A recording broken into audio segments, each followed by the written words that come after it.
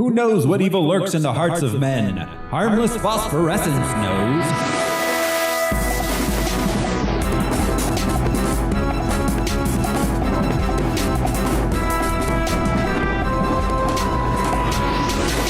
Hello everyone, this is Thoreau Smiley, and I could really go for some Peking duck about now. I am joined by... I'm Josh Cece, and I'm probably going to have too many 30 Rock references. I'm Brian Lesh, and I guess you could say I'm psychically well endowed.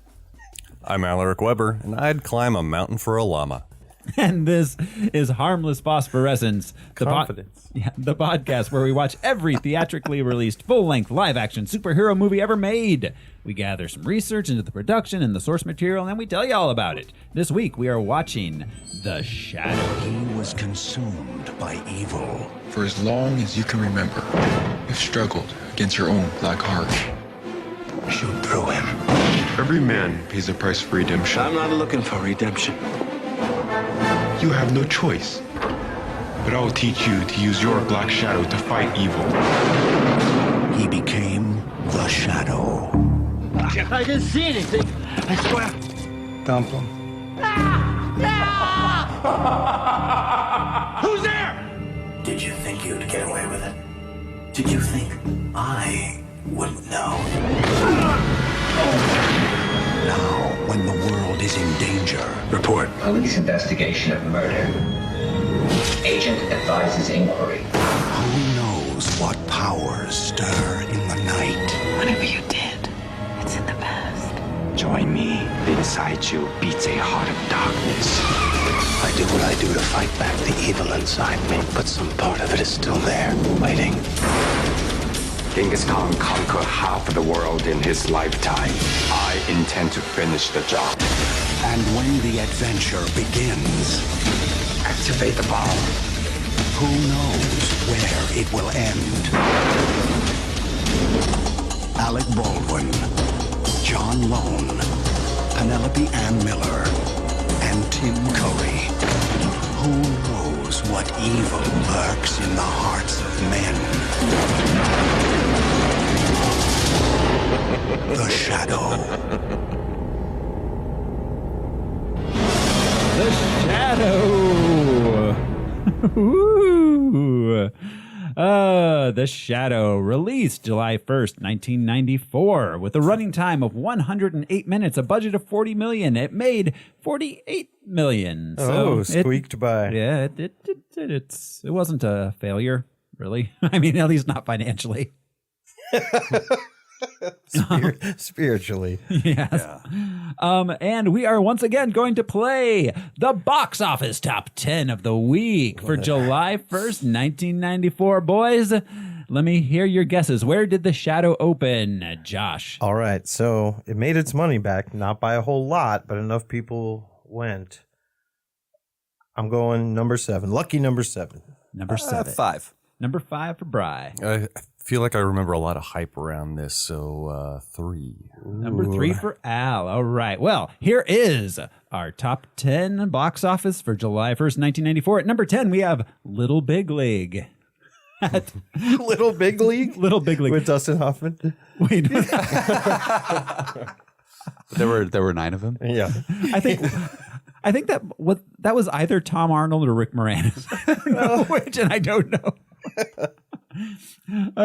Number 9, we got Baby's Day Out. Number 8, we have a different Baldwin with the Flintstones. Oh wait, no, he wasn't in until the sequel, was he? It was Rick Moranis as Barney. Yeah, yeah, but in the sequel, you're right, Steven. Yeah. At number 7, we've got Wyatt Earp. I just watched that. And the Costner, Lawrence Kasdan, written and directed. Number 6, we've got Wolf with Jack Nicholson. Number 5, I Love Trouble. But what was it? Number 5. Number 4, Blown Away. And at number 3, The Shadow. Al got it. Wow. Take him to Vegas. The Shadow was topped by, at number 2, Speed. Oh yeah. And number 1, The Lion King. All right. Wow, okay. Yeah. Always bet on black. Yeah. Hey, We're betting. The Shadow. The Shadow was not an original movie. In fact, it had quite a bit of origins. Al, did you look into that? I sure did. So this goes back to the 30s. Detective. The 1930s? The 1930s, yes. There was a little pulp magazine called Detective Story Magazine, and that was devoted to detective fiction, and that was published by Street and Smith from 1915 to 1949. In 1931, Detective Radio Hour was created to boost sales for the magazine, adapting printed stories for radio. The show premiered July 31st, 1930, narrated by a mysterious character named The Shadow. Intrigued listeners began asking at newsstands for that Shadow Detective magazine, which did not exist. Savvy publishers decided to create The Shadow magazine, which debuted April 1st, 1931. People are asking for a thing that doesn't exist. Should we make it? I think so. Capitalism. Savvy. We're still new to this, It but was so easy to make money off of an idea back in the day. Just before the show premiered, they were trying to come up with a name for the narrator, and some proposals were the investigator and the sleuth. all right. I think those were. The mysterious guy. Yeah, And nothing but hunches back then. it There was no was. investigating. It was. Yeah, I was like, can you please stop of all this blood so I can get back to investigating my hunch? Yeah, that's a John Mulaney. Mulaney, joke. yeah. It's brilliant. Pool. There's a whole Sarge. There's a whole pool of the killer's blood. Gross. Sorry, Al. The name of The Shadow was proposed by scriptwriter Harry Engelman Charlotte. It was writer Walter B. Gibson who was hired to develop the character concept for The Shadow magazine. Under the pen name Maxwell Grant, he wrote 282 of 325 Shadow tales over the next 20 years. Ooh, that's a lot of Shadow. A novel-length story twice a month. Whoa. Yeah. Wow. What? Yeah. Wow.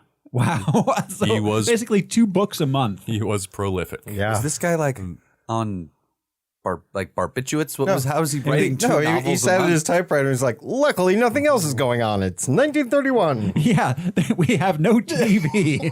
No, Right? Wow. And I write what's on the radio. can't wait till they invent the internet. Right? God damn, that's a lot of writing. Yeah, he just waited for the next day to start. There was nothing. The Shadow operated as a vigilante for justice, mainly after dark, terrifying criminals into vulnerability. Depicted wearing a wide-brimmed black hat, black crimson-lined cloak, and a black business suit.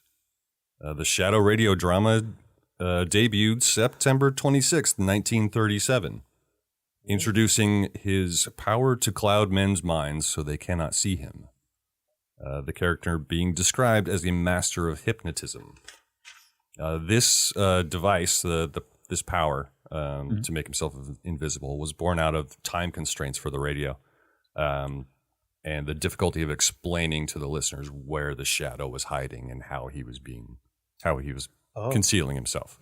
So he would just sort of say it as an aside in his clouding of the mind. You don't see me in the corner. No, really. Like, how did that run? Do you think? I'm not sure. So, like in the stories, they would just say, like, they could describe where he was hiding. Yeah. And, Well, so rather than having to say, where is he? I can't see him anywhere. Being that he could cloud men's minds, you could assume he's just standing in the room. Yeah. Right.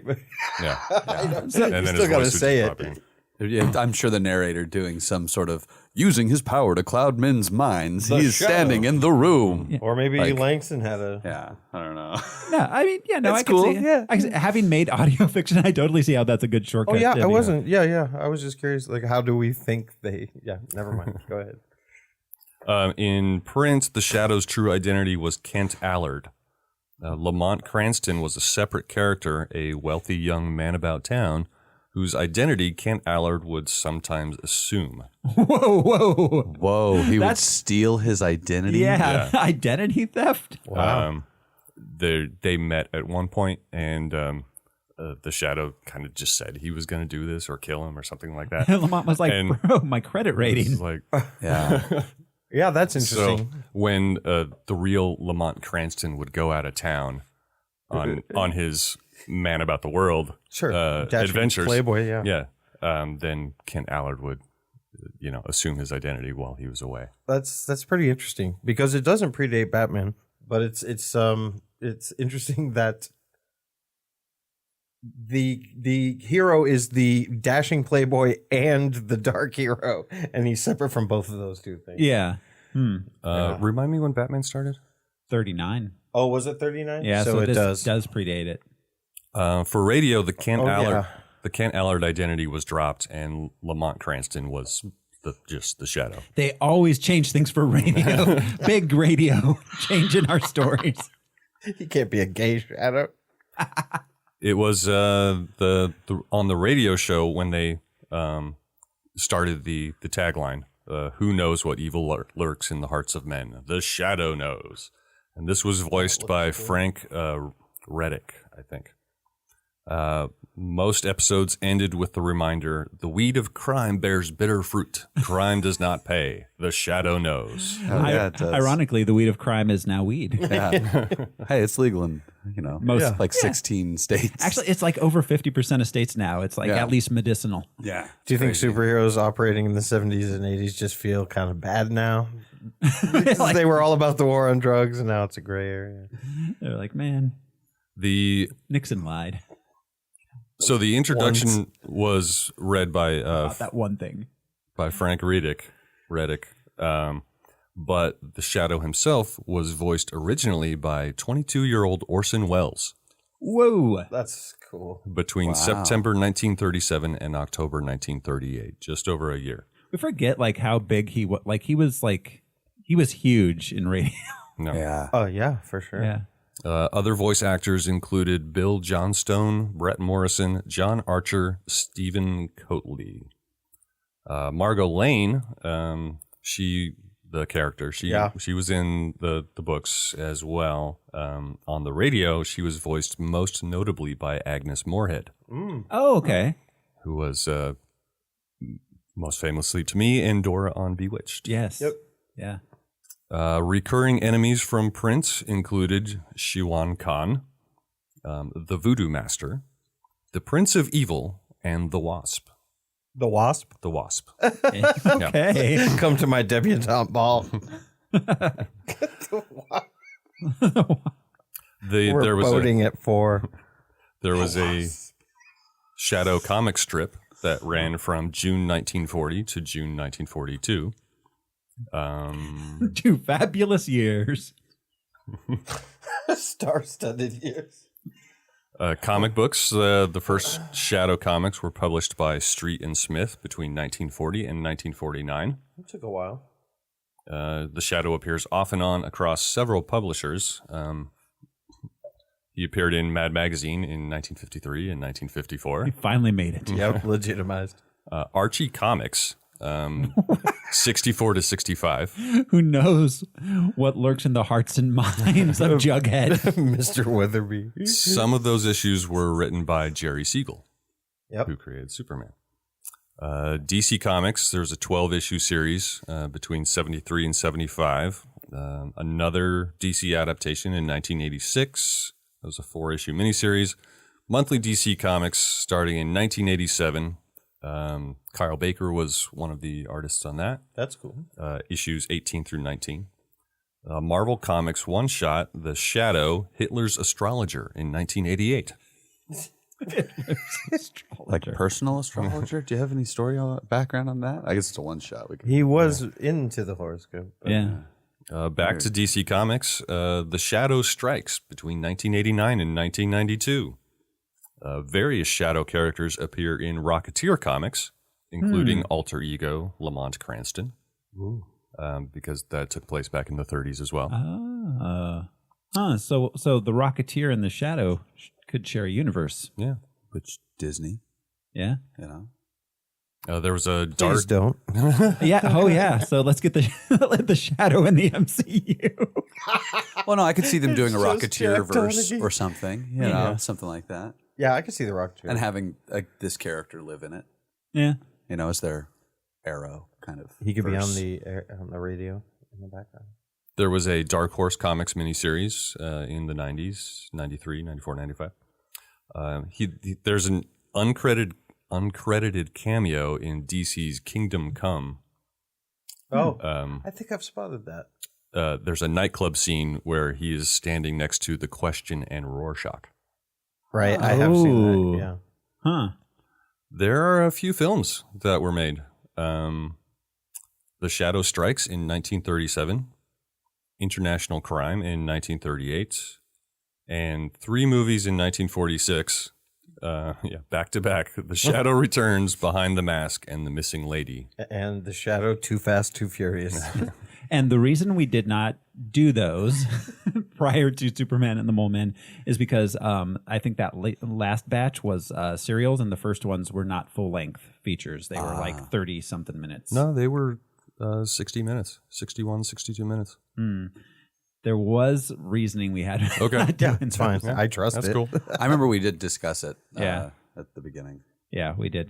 But the Superman and the Mole Men is considered the first full-length feature. That's fair. You did your research. They padded that thing, though, with all the foot races. Yeah. Running. So this movie, the whole Ginko persona, the warlord and opium kingpin thing came from nowhere else. Yeah, boy, it stunk of that. Completely new element. Yeah. Yes. You know what? What people like in heroes? If they're opium dealers. Long fingernails. They love that. Yeah. It was the screenwriter David Cope. David Cope. Yeah, we'll get to him. He wanted to explore how the Shadow knew what evil lurks in the hearts of men, and he brought up this uncomfortable familiarity with evil in his own heart, and he says that this is a story of guilt and atonement. Yeah, there are elements of that throughout the movie that I thought landed okay. The beginning is not one of them. No, there's a much better movie somewhere in this movie. Yeah, somewhere. And who knows what it was like on set? You know, filming it. It probably felt pretty serious a lot of the time. That's my thought. I mean, they were really trying to. I felt like they were really trying to straddle the line between being like a big blockbuster and something much darker. Yeah. And they just completely missed the tone in every possible way they could. Yeah, the humor feels like it's trying to be Indiana Jones, kind of wink and a nod and a jump off of a cliff kind of thing, where you're like, oh, the beats are good. But yeah, nothing was good. But it lands terribly. Yeah, everything terribly was so bad. The beginning thing is so weird. That's such a weird origin. Yeah. Wait. Can we wait till we? Yeah. Because you're absolutely right. Yeah, like it starts just right a creation off with this of the weird, director. Yes. Yeah, the director. Yes. I want to get into all that. Freaking weird. It was directed by Russell Mulcahy, who was best known actually for directing music videos. He directed Video Killed the Radio Star, Hungry Like the Wolf. The first video. He directed the first video? Yeah, the first MTV video. If you don't count the Beatles and Bob Dylan. And all the videos that were made prior to that. Yeah. Right. Hungry Like the Wolf, Rio, The Reflex, a bunch of stuff that no one remembers. Betty Davis Eyes, True by Spandau Ballet, Total Eclipse of the Heart. I wonder if that was part of his direction to Alec Baldwin. He's like, all right, look, your scarf is up here. You've got Betty Davis eyes. If you just look. Turning Japanese, Pour Some Sugar on Me. I love Turning Japanese. And he also directed Highlander in 1986. That is a good movie. That is a good movie. Highlander 2, The Quickening in 1991. That is not a good movie. But fun in its own. It is. The Quickening. Sean Connery is like, I'm back from the dead. Why? Don't think about it. And I'm Spanish. Deal with it. Yes. You can tell by my accent. He directed Ricochet, Blue Eyes, The Real McCoy, all of that prior to The Shadow. Then afterwards, he directed Silent Trigger, Tale of the Mummy, Resurrection, On the Beach, That was a television movie. So a bunch of television movies. He went on and did The Scorpion King 2, Rise of a Warrior. Oh yeah, classic. Yes.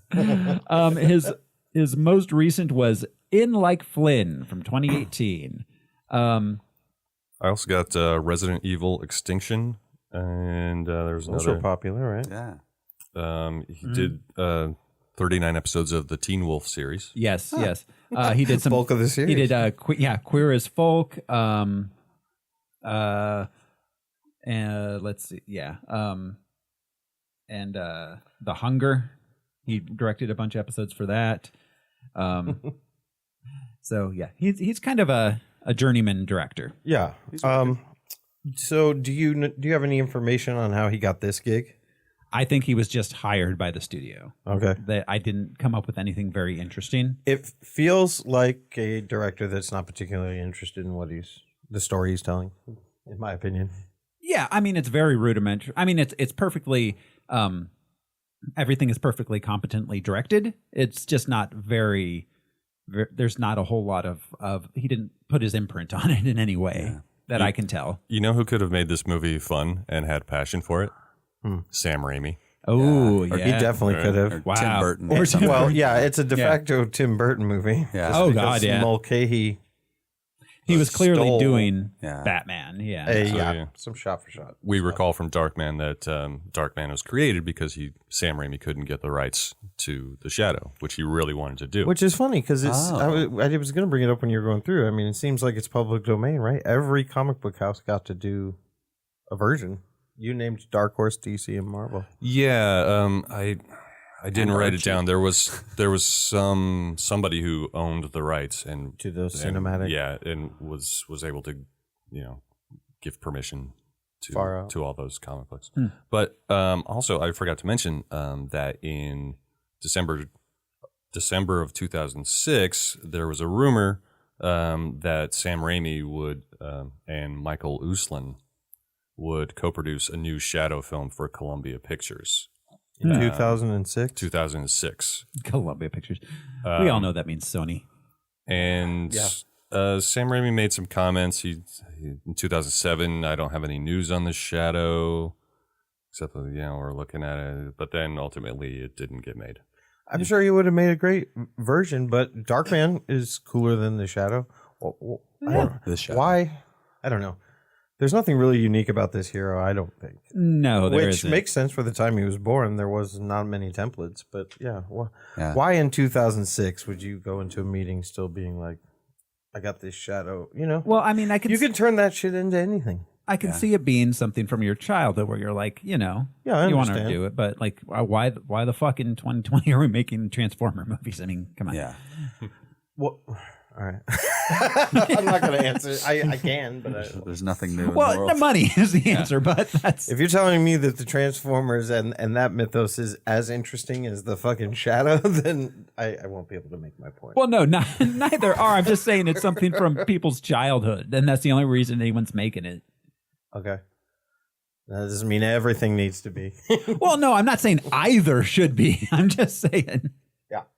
I understand why someone might want to do it if you're remembering something fondly from your childhood and you have the power to make movies. I'm still Yeah, holding it's out. just a weird 30-year campaign. Still holding out for a Gummy Bears movie. Yeah. They're, I'm waiting for my you're there freaking. and I loved that show, and I Howard would the see Duck a Gummy remake. Bears movie. I understand nostalgia. It's not. Gummy Bears was anyways, I'm not going to get into the whole Disney late 80s cartoon renaissance, but Gummy Bears was a big part of that. Yeah. So this was written, as Al mentioned, by David Koepp, who also wrote Toy Soldiers in 1991, Death Becomes Her. He wrote Jurassic Park. Wow. The screenplay, obviously not the book on which it was based. Crichton, yeah. He wrote Carlito's Way, The Wow. Paper. Really? Yeah. The paper. Wow. Mission Impossible. Wow. The Lost World, Jurassic Park 2, Snake Eyes. He wrote and directed Stir of Echoes, which is a great horror movie. It is. And Snake Eyes is a fun. Yeah, Snake Eyes is a lot of fun. He wrote Panic Room. We will see his work again because he wrote the script to Spider-Man. The first one? Raimi's, yeah. Oh, wow. War of the Worlds. He wrote the script to Zathura. He wrote let's see. He did. I have part of one. Indiana Jones. He did not do Crystal Skull. Did he do Crystal Skull? Yeah, I'm seeing it. Yeah, Crystal Skull. There we go. Yeah. I have it I have a line between it where I took the screenshot. He did Indiana Jones and the Crystal Skull, so not all good there. But yeah. Well, that's the only one Lawrence Kasdan didn't write that. Yeah. He wrote the 2017 The Mummy, and he is currently writing Indiana Jones 5. Along with Lawrence Kasdan, I think is involved in that too. Good. I like the Crystal Skulls more than I like most of the new Star Wars movies. Yeah, I thought Crystal Skulls was cool. I don't know. It wasn't a great movie. I'm interested to hear your praise of this. Yeah. All of our credibility is in question. Oh no, I don't have praise of this. I did not like it necessarily, but it was fun. I have all right. Respectfully disagree. Well, maybe at some point we'll end up doing Indiana Jones. We'll end up maybe Or are we still talking about that? Yeah, that was fun to me. Yeah, Crystal Skulls to me was better than the prequels, and I mean, it was more competently directed than the prequels. Yeah, I'll give you that. Yeah, I had way more fun and less confusion, except for the refrigerator. Sure, it's better than the prequels, but that's not a very high bar. Crystal Skull was all right. It was all right. Wow. Who the fuck are you people? Right? Indiana Jones. It wasn't terrible. Yeah. No, it was terrible. It was absolutely terrible. Maybe I need to see it again. I don't know. Yeah. But they're episodic. They're not linear.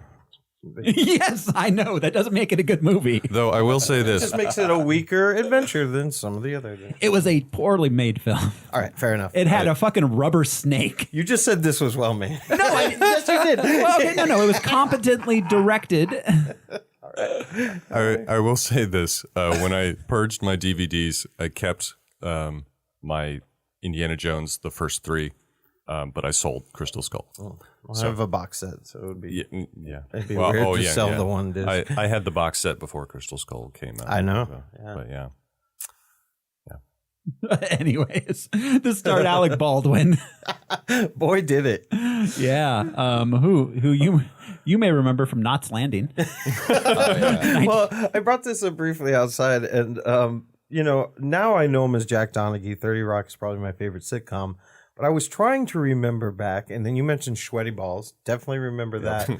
But I was trying to remember back if at this time, a teenager, if there were Alec Baldwin movies I really liked, or if I even enjoyed him. Dude, Hunt for Red October was like a kid. We mentioned that, and we mentioned that in Beetlejuice. Yeah. But honestly, to be fair, he could have been taken out of those movies, and they still would have had the impact. Been great movies. Yeah. So I mean, Saturday Night Live, he was on that a lot. He's hosted the most. Him and Steve Martin still. Yeah. They hold the record. Well, and that's where he started to really become something other than like this washed up movie star from the early 90s. It was on Saturday Night Live. Yeah, I was just trying to remember if I, was always a fan or if my brain is just clouded by 30 Rock now. It's complicated, I feel like. Yeah. With Alec Baldwin. So he did have a run there after his, 88 seemed to be his big breakout. He was in She's Having a Baby, Beetlejuice, Married to the Mob, Working Girl, and Talk Radio.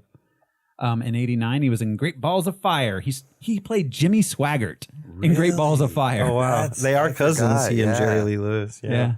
Wow. And then in 90, his big starring debut, his leading man debut in The Hunt for Red October is Jack Ryan, a role to which he would not return.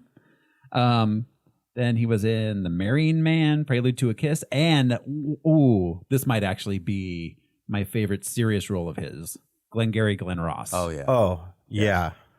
Oh, man, yeah. And then have you seen the Christmas sketch from Saturday Night Live where he comes into the Santa's workshop? Oh, yes. Well, and he's so into it that, the ABC is up on the board and it's supposed to be always be cobbling. But he says always be closing. You can kind of see in his eye he caught himself, says it again, and then fixes the cobbling. But yeah, he even had the brass balls. Oh, man. Yeah. Yes, he went on to do Malice and The Getaway. Both of those are pre-Shadow. Then after The Shadow, he was in The Juror and a little movie called Heaven's Prisoners. Josh knows about that one. I was an extra in that, yeah. Josh was filmed in New Orleans, Louisiana. You can see us if you knew what you were looking for, but we're not, you can't see us. We're in the background. We wandered onto set. That's great. And then the PA, like some of the other extras are like, well, they didn't sign up. They're not with the agency, all this stuff. And the PA is like, have you been in every shot? We're like, yeah. Are you doing the same thing each time? Yeah. All right, they can stay. Come on, we got it. It's great. And all the extras were dressed in their Sunday best, and we'd been living in a Volkswagen. We looked like we belonged in the French Quarter. Nice. I love it. It's a terrible movie. Yeah, no, it is. Alec Baldwin's accent in that is, Yeah. It's supposed to be like a steamy Southern Cajun noir. Oh, wow. Yeah, and the guy from Long Island isn't pulling it off. And he sounds like he's doing a Saturday Night Live sketch. Yes. So then he went on to star in The Edge, Thick as Thieves, Mercury Rising. In Thick as Thieves, he played Mackin. Mackin. Mac. His one cheese. word, one name, Mackin. Is that where we got that word as kids? Cheese. Yeah. That movie? Totally Mac. Mac on some girls like Alec Baldwin. Just like Alec Baldwin. Yeah. Then, and of course, as we mentioned, he went on to play Jack Donaghy in 30 Rock.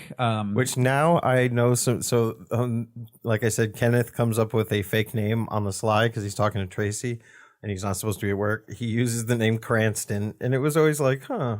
And Bryan Cranston had been on 30 Rock. Yeah. So I was like, oh, there may be a fan. Yeah, now I know. Yep. Cranston. Yeah. And there's an episode called The Tuxedo Begins. And you think it's kind of Batman-y, but the tuxedo is the shadow. Now that I know. That's funny. Yeah.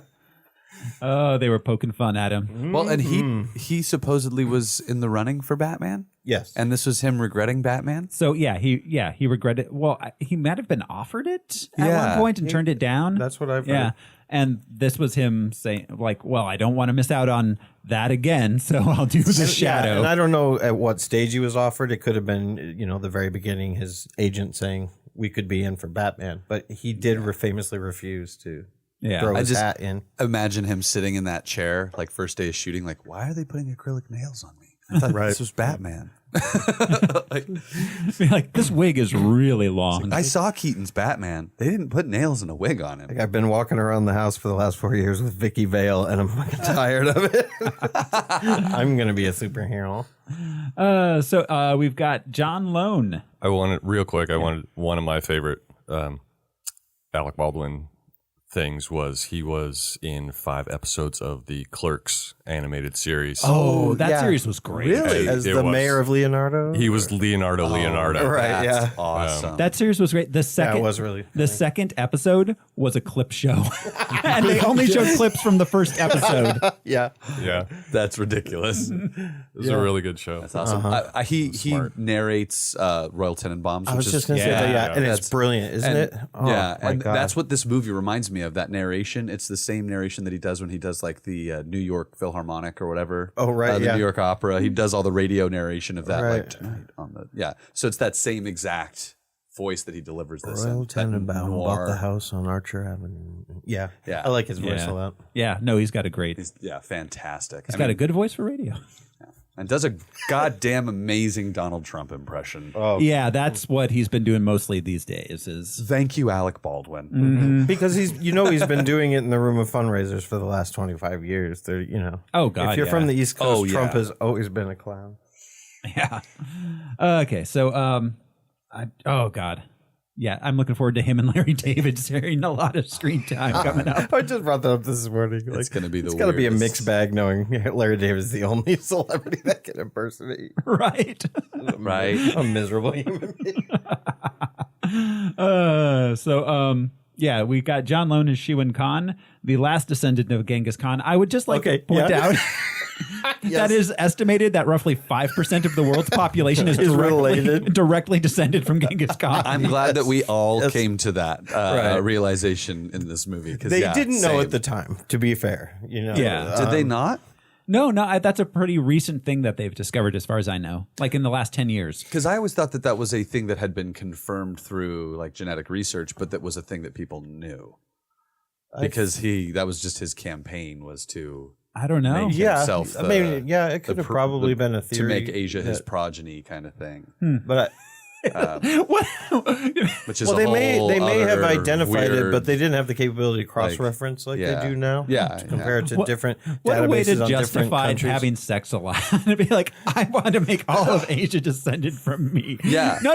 It's for the future. and that's what. Okay, but I mean, love like, you that's use the such term having sex. Well, okay. Yeah, Those Mongol hordes were all about consent. yeah. It's just. It was just an interesting thing for him to say that and be like, well, Look, Genghis Kevin, you've got some half brothers. you've got a lot of cousins, my friend. Yeah, lots and lots of third and fourth and fifth cousins. A lot. So he's best known as playing the eponymous emperor in The Last Emperor, 1987. Oh, wow. Yeah. And then he appeared in a large number of high-profile screen and stage roles throughout the 80s and 90s. Year of the Dragon, M. Butterfly, Rush Hour 2. He plays, it was the 80s and 90s. He was playing the Asian guy. Asian bad guy. Yeah. He's great.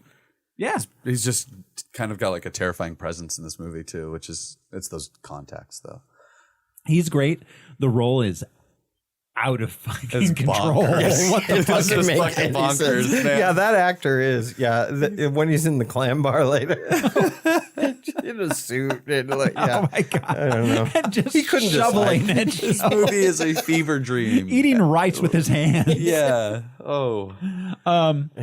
We've got Penelope Ann Miller as Margot Lane. Penelope. She got her start in 1987. Hot Shot. That was her film debut. She went on to star in Adventures in Babysitting. Who was she in that? Brenda. Oh yeah, Brenda. Oh, okay. Biloxi Blues, Big Top Pee-wee, Miles from Home, Dead Bang, the Downtown. I don't know these movies. The Freshman, that one. I know, Matthew Broderick. Awakenings, Kindergarten. Marlon Brando's in The Freshman too. Yes, he is. Awakenings, Kindergarten Cop, Other People's Money, You're the Comet, The Gun and Betty Lou's Handbag, Chaplin, Carlito's Way. Then After the Shadow, she was in The Relic, Breakup, Along Came a Spider, Full Disclosure. A bunch of bad things. She was in CSI, New York, Desperate Housewives. Most recently, she's been in Criminal Minds and Riverdale. Only one episode though. All right. Yeah. From what I see. Yes. And Yeah, I one didn't see her whenever I watched that episode. I didn't know who she was. Yeah. She's just a low rent Vicky Vale. Yeah. And Oh, totally. Yeah. And she even does. Yeah. We've got We'll get there. we've got Peter Boyle as Mo, the cab driver. Peter Boyle. So what the fuck was it with getting like just brilliant older comedians in this movie, Right. And then having them do nothing? Nothing at all. Yeah. So yeah, we've got Peter Boyle, who has a long and storied film career. He was in Medium Cool, The Candidate, perhaps best known as playing the monster in Young Frankenstein. And Frank Barone from Everybody Loves Raymond. Yes, exactly. He was in Taxi Driver. Beyond the Poseidon Adventure, the sequel to the Poseidon Adventure. I wouldn't have gotten on the boat the second time. I didn't know that existed. Sink me once. He was Where the Buffalo Roam, Yellowbeard, Johnny Dangerously. Yeah, he was Gonzo. He was the first, Benicio del Toro's character. Yeah. He was in Fear and Loathing. Red Heat in 1988. Kickboxer 2. Honeymoon in Vegas. He was in Malcolm X. I don't remember him in that. He was Malcolm Y? He was in The Santa Claus, Species 2, That Darn Cat, Dr. Dolittle. I had no idea Peter Boyle was in all these movies. Oh, yeah. He did a lot of character Monsters acting. Ball, The Cat Returns, That Darn Cat 2. Yeah. The Adventures of Pluto Nash, Santa Claus 2, Scooby-Doo 2, Monsters Unleashed, the Santa Claus 3. He was in the entire Santa Claus franchise. Yeah, and he was like the crotchety old man behind the mask in the Scooby-Doo movies. Perfect. He was Old Man Wickles. Yep. Yeah. And Father Time and the Santa Claus trilogy. Oh, yes. Okay. All right. Checks out. Yeah. All right. We've got Ian McKellen as Dr. Reinhardt Lane. This cast is bonkers. Yeah. And probably, wow, he is way too good for this movie. Oh. Nobody wrote him any lines. Yeah. Ian McKellen, he had a number of film roles from the 60s through the 80s, though he was mostly doing stage during that period. Yeah. And I, Claudius, probably, right? Yes. Everyone was on that. Yeah. His first leading role was as D.H. Lawrence in the 1980 Priest of Love. Wow. Yeah. He was in 6 Degrees of Separation, in which he starred with Stockard Channing and Donald Sutherland in The Fresh Prince. That was his breakout role. Yeah. Mm-hmm. He showed you. He did. He did. Let's see. He was in The Last Action Hero. And then he was in 93. He appeared in And the Band Played On, which was about AIDS. He won a Cable AIDS Award. It was an HBO movie. I don't think they allowed them to cross over yet. In 95, he played the title role in Richard III. Yeah. And then, let's see. He then went on to play... to star in Monsters Gods and Monsters. Gods and Monsters, yeah. Brendan Fraser. Yeah, for which he was nominated for an Oscar. And he was also nominated for an Oscar for playing a fella named Gandalf the Grey. Yep. Slash white. Slash bi. Slash gay. Yeah. And Magneto. Magneto in the X-Men He could have series. used his Magneto powers in this movie. Yeah, he could have. I wish somebody would have told him. So yeah, we will be seeing Ian McKellen again in probably a few months. Luckily. Yeah.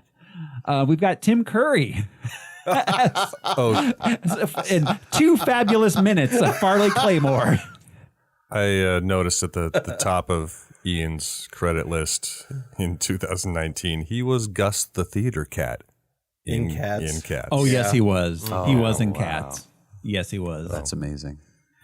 But there were a lot of good people in Cats. Yeah. Yeah. there really were. And also Taylor Swift. I guess Ian McKellen and Tim Curry both acted in Amadeus as Mozart and Salieri. Oh, wow. Oh, on stage? On like stage.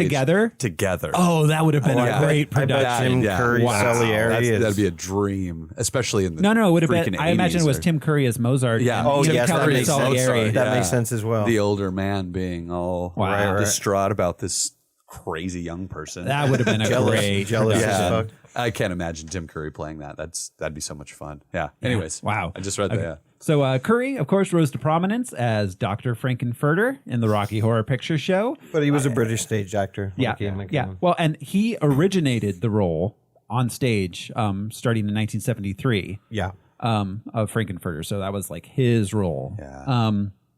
He went on to be Rooster Hannigan in Annie. He's awesome. He is. And let's see, he played the Darkness in the film Legend in 1985 with the big ass horns. Yeah. I'm watching so good. I'm watching so bad. Oh no, that's Eagles in it. I was trying to think of the Darkness. Oh, the Darkness. That was Thing I'll Love. Yeah, there it is. That's Sorry. Give it up. He played Wadsworth in Clue. That was a great. Oh, I love that movie. I love that That's movie. still probably my favorite thing I've ever seen, man. I could watch that movie a gajillion times. Over and before over I again. die. Yeah, so good. Pennywise He in was the Pennywise. miniseries It. Yep. He was in Home Alone 2, starring alongside Macaulay Culkin. Which we and talked Donald about Trump. in Harmless Luminescence. What a strange character. Check out our Patreon to hear that, to hear Josh and Andrea talk about Home Alone 2. It's a great episode. Very odd character. He was Long John Silver, Muppet Treasure Island. I really enjoyed that he movie. was- Oh, it's really good. John Cleese's old Pew. Blind Pew. He played Captain Hook in Peter Pan and the Pirates, the Fox series, 90 to 91. He was Hexus in Ferngully, The Last Rainforest. Yeah. He People played, think they can treat him any way they want. right? He played Nigel Thornberry in The Wild Thornberrys. Oh, man. And he played Emperor Palpatine in Star Wars The Clone Wars series. Yeah. Really? 10 episodes. Holy crap! I never caught that. I hear that he does a lot of voice acting now because he has some like spinal troubles. Did he pass? I think did he pass Oh, away? then, did he? Yeah. I think so. Oh, yeah, I think you're right. Yeah. But that was the situation at the end. Yeah. He had some pretty major medical issues towards the end. Then Did he? IMDb doesn't have a. No. am I? he's still around. Or are we confusing him with Alan Rickman? That's probably who. Yeah. Yeah. And there's too many. Common mistake. No. There's too many. There's too many actors. That is what I have to say at this point in time to keep track of them all. We need another Black Plague. Thin the numbers down a little bit. I'm standing on that. There's too many actors. Yeah, I'm with Period. you. I am with you when Tim Curry was just waiting at home. All right, we got Jonathan Winters as Wainwright Barth. Police Commissioner Wayne Barth. Police Commissioner Barth. And jazz enthusiast. That's right. Yeah, so another just plain brilliant man. Best known as playing Papa Smurf in the Smurfs 2011. Best known. Not best known. Mork and Mindy's baby. Yeah. Mork and Oh, Mindy. yeah. He started out on the Steve Allen Show in the 50s. Jack Parr. He was in a Mad World. Oh my God, he was Grandpa Smurf in the 80s Smurfs. I did not realize He just that. has a thing for being. He did a lot Smurf. of voice acting. Yeah. Oh, tons of voice Especially acting. Hanna-Barbera. Yeah. Filmation. He passed away right after Smurfs 2, and the film was dedicated to him. The Smurfs That's 2. a mixed bag. Right. Woo. We got Sab Shimono as Dr. Roy Tam, who we saw previously in Teenage Mutant Ninja Turtles 3. He played Lord Norinaga. That's right. No reaction. Nobody remembers. He killed it in I think I'm that. gonna say. Yeah. Wayne Newton. Yes. Japanese Wayne Newton. And Andre Gregory played Burbank.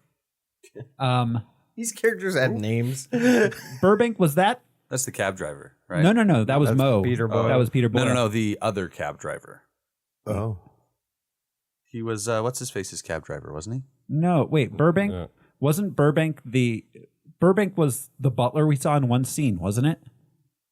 Who the fuck was Burbank? I think he was. You're thinking of Larry Hankin, the cab driver. The cab driver who needed gas. I'm sorry you're thinking that. Okay, so Andre Gregory, Oh, that's right. I'm who thinking played Larry the Hankin. butler in one scene and had 0 lines, was best known as Andre from My Dinner with Andre, in which he played himself. That's the guy on the little cinescope thing that he's looking at, right? That's like the investigation from the... Yeah, he kept collecting the stuff. The cops in New York are investigating a murder. So that was I never It put wasn't together the that butler. was his butler. I kept forgetting him because we only saw him as the butler in one scene where she says, "Hi, Burbank," and then he walks by. I mean, if I'm not mistaken, but the visual of that actor, I'm pretty sure it's that guy. Yeah, that he played My Dinner with Andre. He was in Protocol in 1984, the Goldie Hawn movie. Always, the Steven Spielberg remake of Joe, My Friend Joe. I can't remember what the original was called. He was in Brazil, The Mosquito Coast, Last Temptation of Christ as John the Baptist. Bonfire of the Vanities, Picture. The Linguini Incident, Demolition Man. All restaurants are Taco Bell in the future. That's right. He was in Celebrity in 1998. But Andre from My Dinner with Andre, Great. in which he played himself. He was a playwright throughout the 60s and 70s. They both played themselves in that. Wally and Andre. So we've got James Hong as Li Peng. Was he the CSI, the BD Wong cop scientist? In this? Yeah. He was Dr. Roy Tam. No. Roy Wait. Tam was Norananga. Wait. Yeah, that was Norinaga. Oh, Li Peng, right. I'm sorry. Who was Li Peng? Then I don't This know. But fucking yeah, movie. Norinaga was that scientist that he showed up. Li Peng, he was back in Tibet. Which one was he? He was he the he guy was at the the last beginning that airbender? got killed? Yes. Oh. He was the other warlord. Okay, yeah. So he got his start as in the New Adventures of Charlie Chan in 1957 to 58. He's been in a ton of stuff. Hawaii Five-0. He was in Chinatown, Airplane. He played Hannibal Chew in Blade Runner. He was in Big Trouble in Little China. Yeah, he was. He was in Wayne's World 2. He was in Balls of Fury in 2007. Oh yeah. He was also the maitre d' in the Chinese restaurant episode of Seinfeld. Oh yes, yeah. He voiced He voiced Chi Fu in Mulan, and he was starred in the Jackie Chan Adventures from 2002 to 2004, and he was Mr. Ping in Kung Fu Panda. In 2018, he was Confucius in The Last Sharknado. It's About Time. Confucius is in Sharknado? Wow. Oh, there's time travel. What? It's about time. It's about time. I'm assuming Oh there's my time travel. God. I'm not a doctor. In The Oh Last my God. Sharknado. Wow, we might have to do the Context Sharknado clues. movies. Joseph Marr played Isaac Newbolt. This cast is huge. I cannot believe all of these characters had names. Yes. Marr. It did not seem. I don't remember who Isaac Newbolt was. Why would you? There was That was the guy at the museum. Yes. Alf. Oh, yeah, he was there. Also. Oh no, that was Max Wright. Max Wright as Burger. Joseph Marr was the other Was guy. Alf's dad. Okay. He was. Yeah. Oh, right, Alf's Joseph dad, Marr, yeah. I think was his. Couldn't his remember their boss. last name. No, wait. Okay, yes. Okay, so Joseph Marr was the boss. Max Wright as Burger was Willie Tanner. Willie Tanner, the Tanners. Okay, so Joseph Marr as Alf's landlord. That's what I wrote down. Alf's landlord, Mr. Furley. Yeah, no, I guess he wasn't Alf's dad. He wasn't his landlord either. He's all, look, now don't let anyone know you're gay. To Alf. he was the German to Alf's Hogan? no. Well, kind of. I was going to say to Alf's Anne Frank. All right. Yeah. The German lady to Alf's Anne Frank. Also in that scene was Ethan Phillips. Yes. Who start? I've got him on here too. Ethan Phillips Suppley? Oh, as Phillips? Nelson, As Nelson. who was best known from his roles as Neelix on Star Trek Voyager, Oh, that guy. Yeah. and Pete Downey on Benson. Yep. And now he's on Avenue 5. Avenue. Oh, that's right. Yeah, it's the long-haired washed-up astronaut. If that could be a thing, you know. He's so good. He's been in a ton of really stuff. He was in A Man Without a Face. But I couldn't tell. He was in Star Trek: The Next Gen. He was in Menage a Troy, the episode Menage a Troy. All right. He was in Lean on Me, Glory, Star Trek: First Contact. He did voices on Rugrats. He was in Star Trek Enterprise.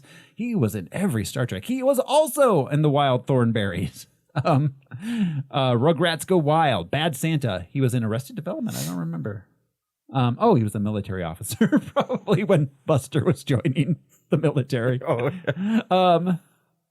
He was in Criminal Minds, Numbers, Bones, Chuck. Bones made you giggle. Veep. All right, he's had a great He's been career. in Better Call Saul. All right, but yes, getting back to to Joseph Marr, he has been in a ton of stuff. Joseph Marr was one of the head museum guy who's been in, let's see, Heaven Can Wait,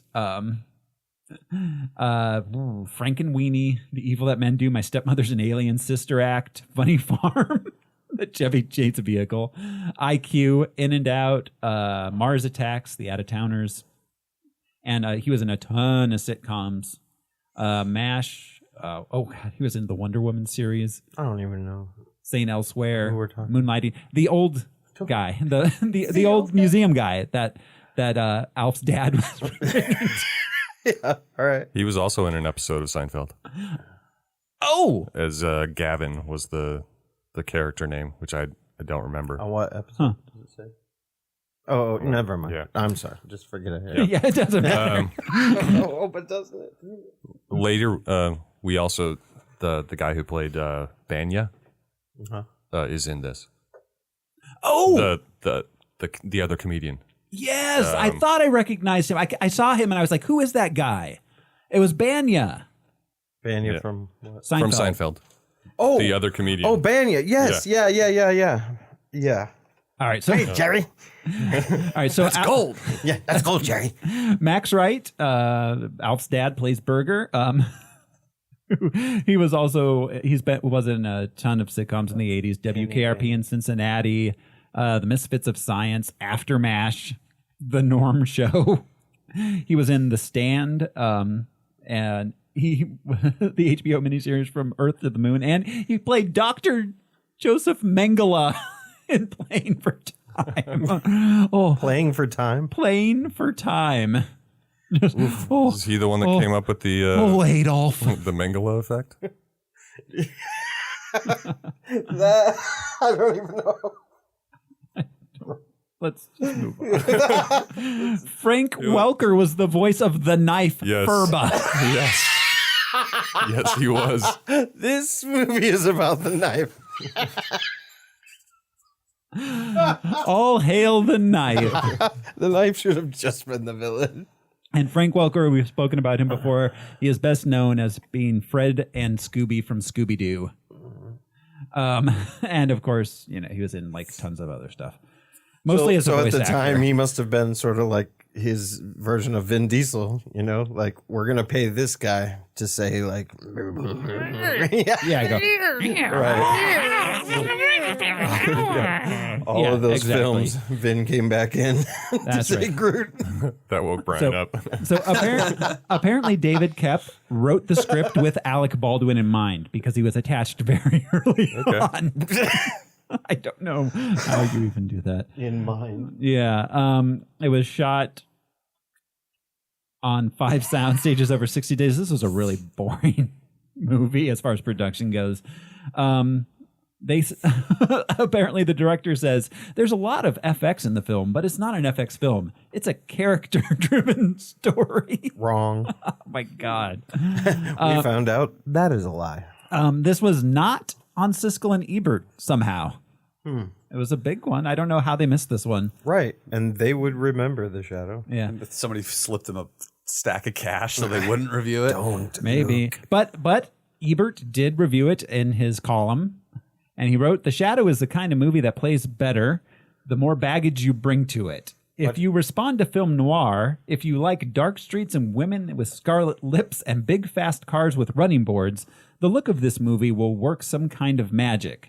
The story itself may not be so mesmerizing, but who really cares? Style and tone are everything with a movie like this, which wants to bring to life a dark secret place in the lurid pulp imagination." Gave him a lot more credit. Yeah. I'm finding he deserved. Yeah, Ebert doesn't know what the fuck he's talking about. Right. If you like movies like this, you'll like this movie. Like, thanks, Roger. Yeah, no shit.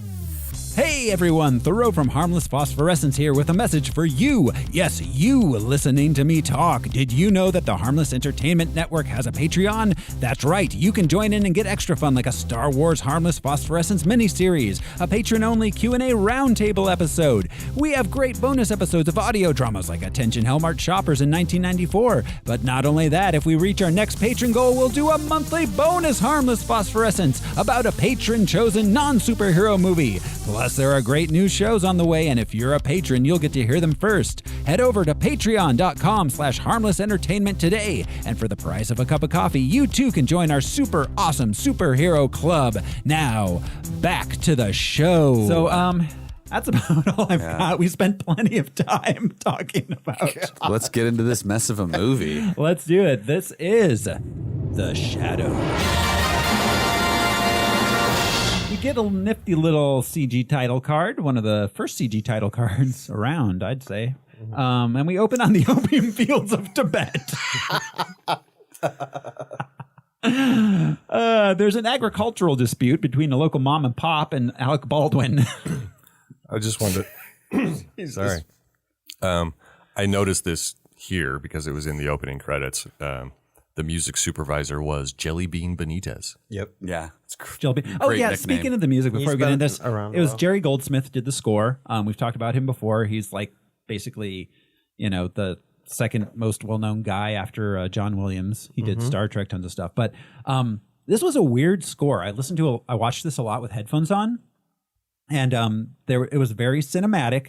But then at times there would be this weird like DX07 like synth going on in the background with like very like 80s synth bass drops, like the plonk going on, and like a weird like a weird like rising like high string synth going. It had some kind of Blade Runner-y stuff that I thought that they were like reaching for. Like not Blade Runner, but Blade Runner was doing noir. Yeah. But very synthy. Yeah. It felt like there were some like, well, you know, I thought strings. I thought that was string arrangements. But yeah, with headphones it may have been. Yeah, no, there was a lot of synth in there. A lot of synth for a movie set in the 30s. I may not go back and watch the movie, but I may listen to some of the soundtrack with headphones. It wasn't a bad soundtrack, although we will get to the theme. Yeah. But I think they were going for some intentionally modern elements mixed into their noir. Yeah. Like kind of like they did with Dick Tracy-ish. Yeah. Batman. I did catch a strong Batman vibe. Yeah. Oh. Yeah. It was all Batman. There are shot-for-shot ripoffs. Like, no. The Mulcahy was really, really trying to work the Tim Burton angle. Yeah. It wasn't inspiration. It was, let's do that. Yeah. That exactly. worked. So, Alec Baldwin, who at this point is called Yin Ko, kills shirtless with his long hair and his long nails. Yeah, the nails. Acrylic blood red nails. So how did he become an opium warlord? So that's my question. Break in? We get a timeline explanation a little bit later of 7 years. Yeah. Of training. So did he just overnight become a warlord? Because he was gone. Because Jonathan Winters says he was gone for 7 years, and then we see that there were 7 years of training. So he like left and became an opium warlord like that. Yeah, like he went with that as his plan. And it was after World War II. There's no explanation. That's right. He didn't. World War I. Yeah, World War I'm sorry, World War I. He didn't return from World War I. Wound up in Tibet. Right, and unlike Bruce Wayne, who went to the Orient seeking knowledge and things like that, Alec Baldwin went to the Orient seeking smack. To be a drug lord. And that's the other thing. He's also a morphine user. They show up. Really? Why does anyone grow their fingernails that long? Good back scratching. Well, the stories that I've always is it heard, laziness? So you can cackle when you have to kill your. The little urban myth has always been the drugs underneath the fingernails. Yeah, that junkies carries nails. It's like scraping resin. Return of the Jedi. And then just poor hygiene. That was just the pinky, though. Just the pinky nail. Yeah. The sweat and body oils keeps the drugs in. I mean, I think maybe and you're lazy. If you're just too high to shower and clip your nails a lot of the time. Then there's that. Yeah. It's probably that. Anyways, not a good look for Alec Baldwin. No, it's not. And he was way too ripped. Yeah. To be like the opium drug lord. And you're not supposed to get high on your own supply. No. So, it's like, how is he running the racket? Exactly. If he's sitting there, he's sitting there like he's smoking from a hookah at the beginning. I have to assume that's supposed to be opium. I would assume. Yeah. He kills his rival. Everybody laughs. But then that night, he's abducted by servants of the Tolku. But he kills his rival and a friend, right? Yeah. Oh yeah. He kills his top guy. Just so he can kill the rival. And then he makes some sort of quip in Chinese, which I had subtitles on, and it just says something in Chinese. Yeah. So these are the two things that introduce us to the hero. Of the movie. Yeah. Okay. And I have a note that Yinko is said to mean dark eagle in Mandarin. And that's his name? Yeah. Dark Eagle. Dark eagle. Sweet nickname. Yeah, I gotta write that down. So he's taken to his disappearing Cobra Temple, Tolku's disappearing Cobra Temple. And the Tolku knows that he's really Lamont Cranston. Gadabout. Man about town. How does this Tibetan monk? Okay. He keeps up on the New York gossip rags. He tells them he knows there's evil in his heart. Well, because he has the shadow, is what I assume. Yeah. He's like, he knows the evil in the hearts of men. Yeah. That's the thing. Whatever. He can fight the evil because he has it within him. I think is what they're trying to get at in a very. Oh, that was pretty straightforward. Yeah. You know what lurks in the hearts of men because you're also dark. You're edgy. He's like, I'm just high, bro. Yeah. So that's why he was selected. That's why this white guy was chosen. Yeah.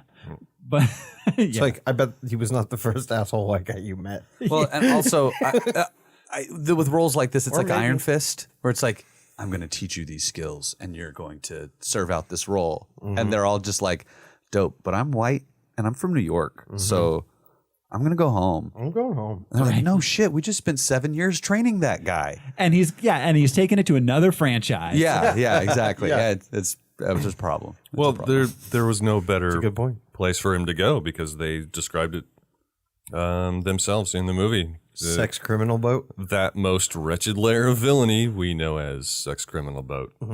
Sex criminal. Manhattan. New York City. Manhattan. In the Super Mario Brothers movie. Yeah, sure. So they go to a different, they go to a parallel universe where dinosaurs evolved and didn't get killed by meteors. Yeah. And the name of their town is Dino-Hatton because we have to assume that the man in Manhattan refers to the species that created it. Therefore, it's Dino-Hatton in the alternate universe. Anyways, the talk who trains him. Then we cut to a crawl. Yeah. A crawl which explains the intervening 7 years. Right. If you were just going to do that, just include the Tibetan bullshit in there. Right. There's no reason to have any prologue whatsoever. It was so insulting to see the crawl after, After 5 minutes of movie. Right. They're like, hey, give me the shadow off screen. Just trust me there, Normie. That's what he did. Yeah, and then he goes back to New York 7 years later, where 3 goons are about to throw a man with his legs trapped in a cement block off a bridge. Classic. Yeah, classic move. He's called by a mysterious voice who accuses their leader, Duke, of murder. Duke's like, me? Not yet. Who, me? So this guy witnessed them killing a policeman or something like that. Yeah. Yes. Yeah. A smoky figure beats up Duke until he agrees to turn himself in. And then the shadow leaves him. Like, I'm sure he'll actually do that. Yeah. Yeah. Yeah. Duke's pals run away, and then the figure materializes fully and frees the victim from the cement with guns. Mm-hmm. Yeah, with guns. With guns. I hope these bullets don't hit your feet. Yeah. While I'm shooting this cement block. Or ricochet off and hit you in the face or any other part of your body. They're magic bullets. Yeah. Oh, yeah. Magic bullets are something in this movie. Yeah. Which, again, to the Iron Fist thing, I wonder how much of the Iron Fist writing is like pointing at some of this too, because he has magic guns eventually. Yeah. Spoiler alert for further on. Interesting. Comic reading. Yeah. So they both hop in a taxi that arrives just then. Taxi driver Mo's working with the shadow, and he tells the victim, Dr. Roy Tam, professor of science at NYU, that he will now be an agent of his. Yeah, so it's a life debt situation. Yeah. You know, and they've later on you see Mo's apartment and it's very meager and modest and everything. And I'm like, it's such bullshit because Cranston's always calling on him. Andrew's like, well, it's a life debt. He goes, but you can't slip him any money Right. after all these years. Yeah. What is the debt paid?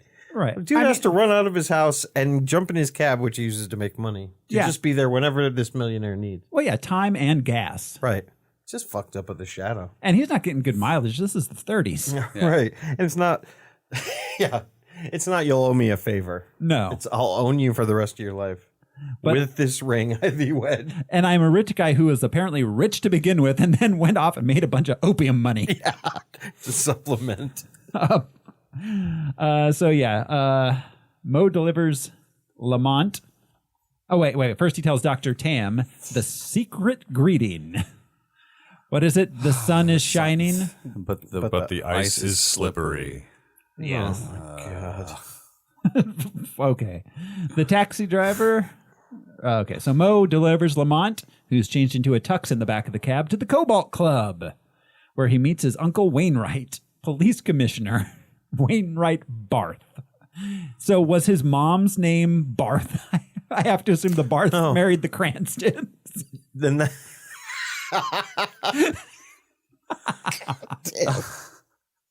Jacqueline Bouvier Barth Cranston. He was his uncle? Yeah, that was his uncle. Right. He called him Uncle Wainwright a number of times. He says you. Yeah, it's so funny. Yeah, he loves this jazz club every night. He has dinner there. He's there. Lamont's distracted by a pretty girl, and he uses his mind powers to convince his uncle not to look into reports of the shadow.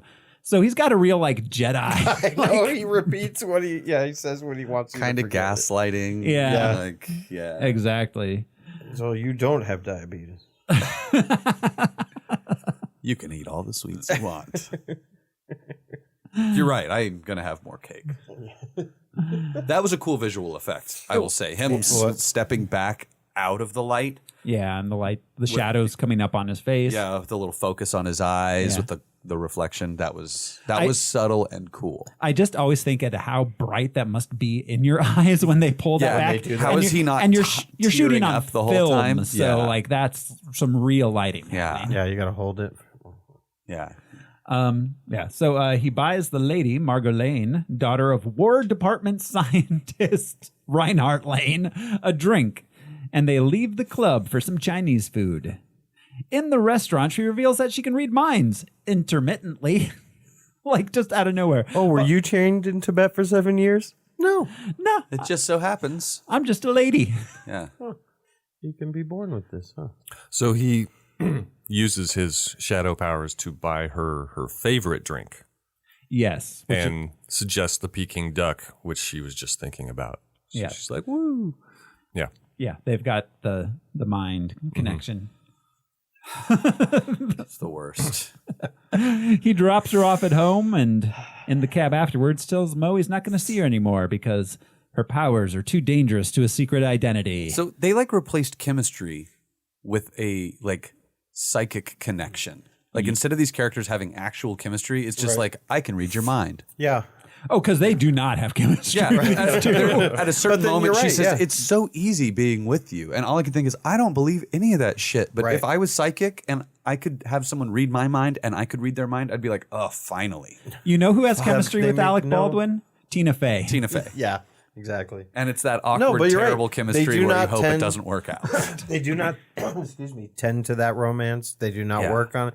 They don't even really tend to her having that ability. Yeah. No. We're just she does. They shout to it a couple of times just to make it so that their chemistry doesn't have to exist. Yeah. So what makes her different than the Shadow? Which is very not she noir. Doesn't change into Billy Baldwin when she... in a noir film, she would have been fawning over him. Right. Which not to say that that's any fucking better, but... there were no elements of romance really besides. Well, she you could read my mind. I can read my mind. She has no personality. Yeah, no outside. She's kind of quirky occasionally, which is not really personality. Penelope Ann Miller brings her personality to the role as much as she can, but she's not written with a personality. With a personality. She's worried about her dad, and she's psychic. Yeah. That's it. Yeah. Alec Baldwin doesn't have personality in this film either, necessarily. His character is conflicted, I guess, is what I would call him. Is he, though? Yeah, not really. I don't feel like he is. No. I don't feel like there's any redemption. Yeah. I feel that he doesn't come to know anything. No. And we find out later he still does morphine. He's still a heroin addict. Can two cardboard cutouts fall in love with each other? You just smash them together, make them kiss. At home, Lamont falls asleep in front of the fire, holding a glass of brandy, I assume, and is awakened by a supernatural fireball face. He's been warned. Something's coming. Somebody's coming. Hide your heart, girls. Eli's coming. It blew up his glass of brandy. Yes. It was oh, brandy. While I visit, I'm going to have a sip of that. And he wakes up. Someone's coming. Do you know who? Santa. The last. What is it? The last. Relative of Genghis Khan? The descendant. The last descendant of Genghis Khan. Genghis Kevin.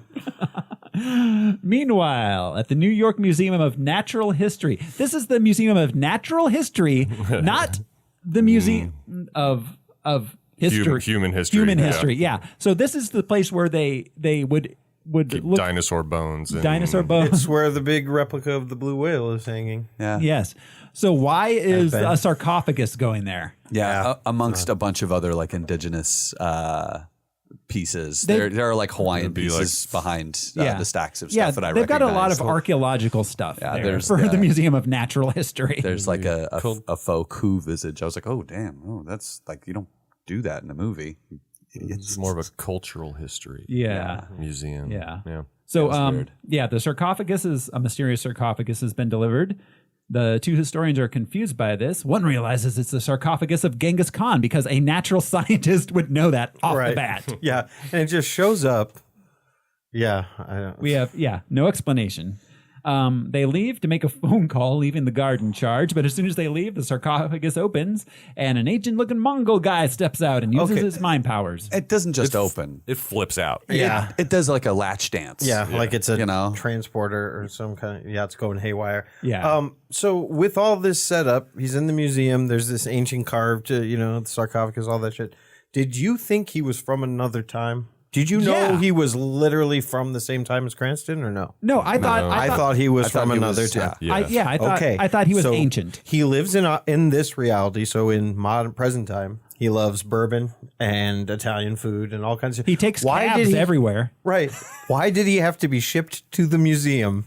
Right. Why didn't he fly? He breaks out of the museum and starts his plan, which is that building that he made disappear. But we'll get there. Which he apparently made disappear previously. Yeah, that's been 6 years ago. Yeah, he didn't just build that fucking building.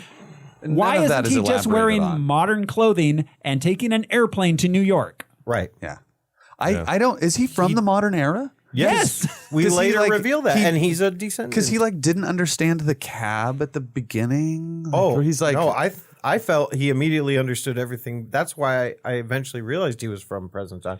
Because I'm like, this guy's not confused or bothered by anything. Because I just felt like he was figuring things out. He's like, you appear to be out of fuel. And I was like, oh, damn, how did he figure that out? Well, then he blows him up. And then he blows him up, and sends him into the gas. They show the gas thing, and it's on full. So exactly. So he's just tricking him. And it's he's just making jokes, yeah. Because he can have that. No. He has that same shadow power, but he uses it to be a dick. He's from the depths of the Orient, blah blah blah, the he's dark continent, But he's. I don't think he's from a different time. It's so weird. No, it's the opposite. Oh, what a mess. Yeah. Yeah. So he kills the guard, and they return, and he's gone. He makes the guard shoot himself. Yeah, he makes the guard commit suicide. Then we visit the War Department Research and Development Lab, where Margot's dad, Dr. Lane, is arguing about the military applications of his research into beryllium spears with Farley Claymore. So that's Tim Curry's name. I didn't realize his name was Claymore. So Farley Claymore. So later on, that'll go. Yeah, the beryllium spear. That's what's it called? Galaxy Quest. Yeah, right. That's what they're looking for in that. Yeah. Claymore leaves and runs into Margot in the hall. He unsuccessfully tries to pick her up, and she visits her father to complain about her love life and telepathy. Mm-hmm. See, that was her kind of having personality. I thought that was like, because I don't like you. Yeah, they're trying to make. She's not talking about Cranston. Yeah. She's not talking about the shadow. So she's very straightforward, yeah. brass tacks kind of. Yeah. This movie spectacularly fails the Bechdel test. Yeah. She is the one and only female character. Yep. Period. Dude's wife, Mo's wife. Yeah. That's right. Or something that's like, right. Why do you keep doing shit? Oh, and also Dr. Tam's wife. Yep. Yeah. But and there's a woman in the cab later that when they're driving, he's driving crazy. But yeah, she's the only female character. Yeah. Yep. So meanwhile, our mysterious Mongol does not tip the cabbie and is delivered to a vacant lot. And then makes the cabbie just kill himself. I assume to get out of the tip. Yeah. Well, and he was writing down the location. You're writing down my destination. Oh, that's right. That's right. Which I didn't put together that he's hiding this lot. No. Yeah. No. When they revealed the building at the end, I didn't know it had ever been hiding. Yeah. Or when they reveal, Baldwin seeing it. Yeah. No. They failed to tell us about a lot of things. They really did. Because they wanted that to be a big reveal, but instead it was just I rewatched the beginning twice. I wasn't even clear why he showed up at the lot. They didn't even give us a red herring. It was the ending that made that clear. Like watching this beginning twice, I did not catch that I was missing a building. Well, no. I didn't catch that. He went into the lot, so obviously I knew there was going to be something happening with the lot. Yeah. But then they don't address it again for so long, you completely forget the lot exists. Exactly. Anyway, because it's just like Claymore. Yeah, exactly.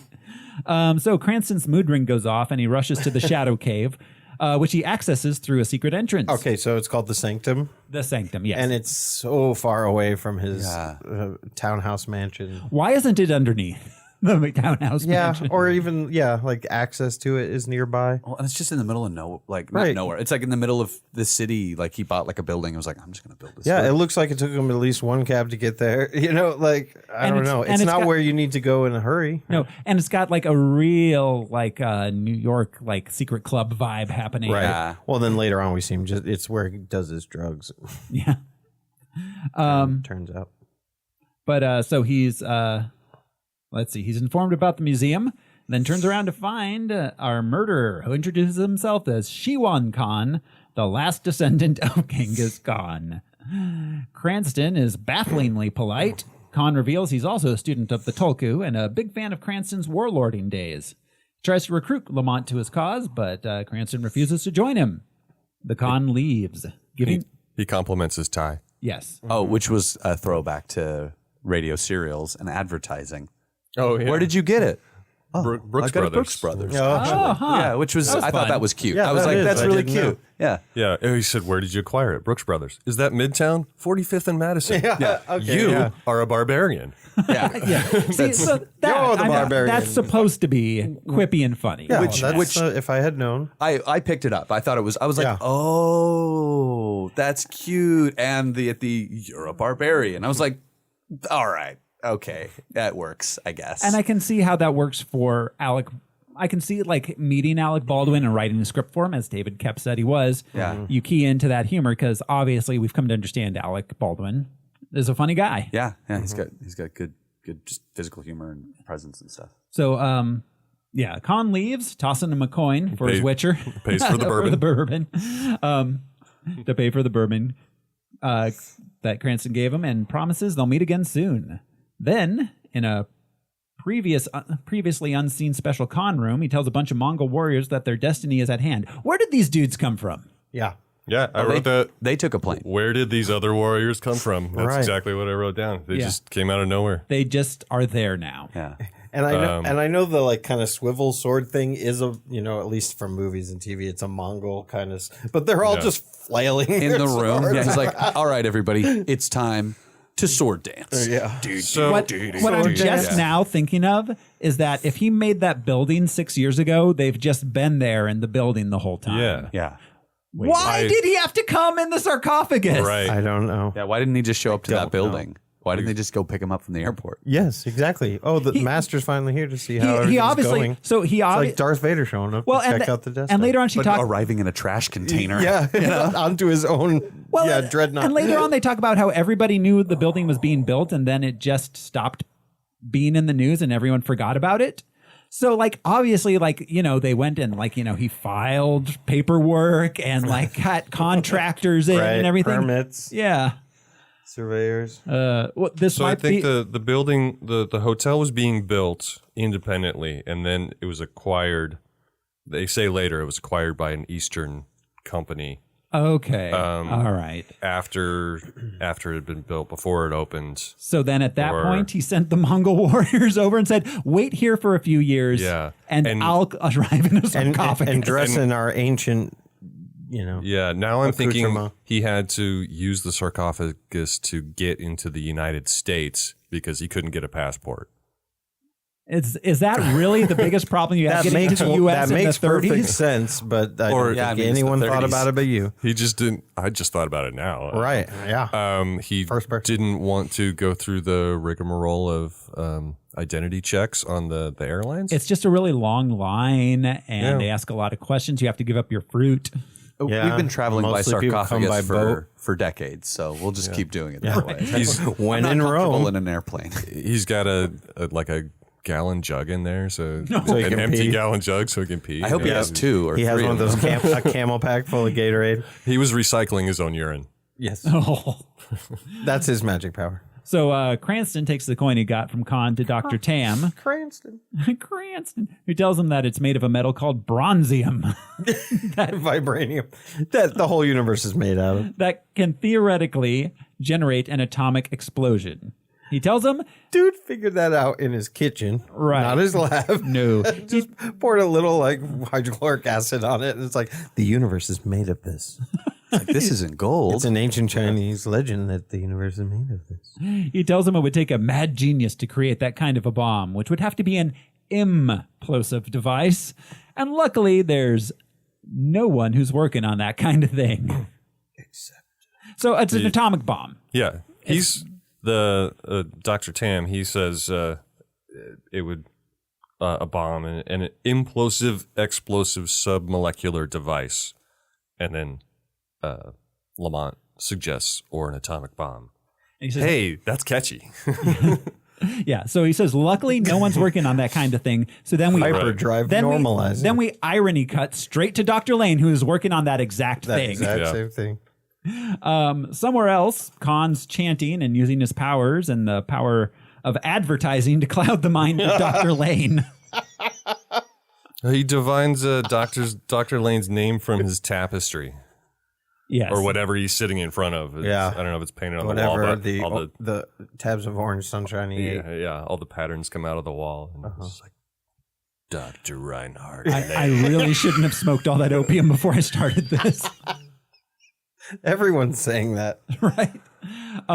You mentioned the power of advertising. I liked the llama cigarettes. That was cute. It was cute. They use it a lot, though. Yeah. Why does everyone walk out on the balcony in that building? I don't. It was a big prop. It was expensive, I'm sure. I assumed it was CG because it moved and everything and was, And the smoke rings. The melting. Yeah. Yeah. So, all right. Then back at the Cobalt Club, Lamont is eating with... Wait a minute. Wasn't the knife introduced by this point? We forgot the flying fucking monkey knife. No. That was at the beginning. Yeah, it was. That was back in Tibet. Yeah. Nobody mentioned. We did. Except for when we were going through the cast. Oh, all right. Yeah. No. Okay. I mentioned... Well, no. Oh, well, okay. No, I guess I There did. is a flying monkey knife. There's a flying... talking, biting... Which evil knife. Back when he's in Tibet, the Tolku uses to show him that he's not ready or something. It's like you have to be real super extra psychic good to use the flying monkey knife. Or else the knife is mad at you. Yeah. And wants to bite you. Yeah. You have to be the knife whisperer. Yeah. Anyways, that's a really important thing that you need to know about later on in the movie. Yeah, we didn't think so.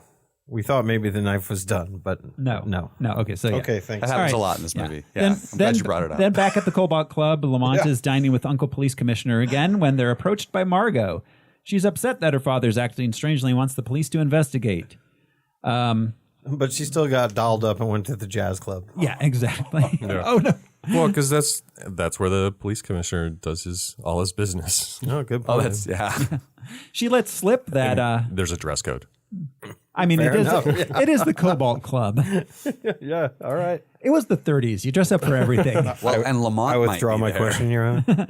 She lets slip that he's working on an implosive device, and Lamont puts 2 and 2 together since he just heard that for the first time earlier that day. Not the world's greatest detective. And that her dad is speaking Chinese over the phone. Yes. He doesn't speak Chinese. And then he leaves suddenly. Margot follows him out, reads his mind, and discovers that his powers have no effect on her. He jumps in a cab and rushes to the federal building where Dr. Lane's lab is, changing into the shadow on the way. Meanwhile, freaking what's-his-face is making, what's that actor's name? Oh, the guy jump off the building. Oh, yeah, that character actor. Yeah, this is a cool shot. I was surprised he was getting work that early. I didn't know he had been around. I didn't realize he was the Empire State Building thing? Yeah. That comes up later. Oh, I thought that was later. this moment. Because they pan up, and that's no. when he gets into the cab as the guy falls, isn't it? No, that's later. still later. That's Oh, later. wow. That to me was a really cool That's shot. a really cool scene, Yeah. a really cool shot, but it does come later, yeah. It's where Genghis Kevin's trying to figure out where the bomb should be. Oh, okay. dropped Yeah, from. yeah, yeah. That's right. Okay, so he arrives to find a number of Mongol warriors there in the middle of procuring the weapon from Dr. Lane, who is swords and hypnotized. flashlights. That's what a Mongol warrior carries. So this is where we have the Marine guards out front. Yeah. They're discussing their dinner options. Yeah. Before they get crossbowed. Yeah, and again, this is supposed to be, but like, there's a lot of attempted humor in this movie. Yeah, they maybe had a fun. So the two guards were Abraham Ben Ruby, who was in Parker Lewis Can't Lose as Kubiak. Yep. And also in ER and a number of other things. The tall one. Mm-hmm. Yeah. And then the shorter one was the actor Steve Heitner, who was Kenny Banya on Seinfeld. And who has also been in a ton of things. Yeah. He's a character. Who? Okay, we'll get to that later. Actually, okay, never mind. I'm going to get ahead of myself. Okay, so yeah, they're dead. The Mongols killed them. Yep. The Mongols. The Mongols. Yeah, they did.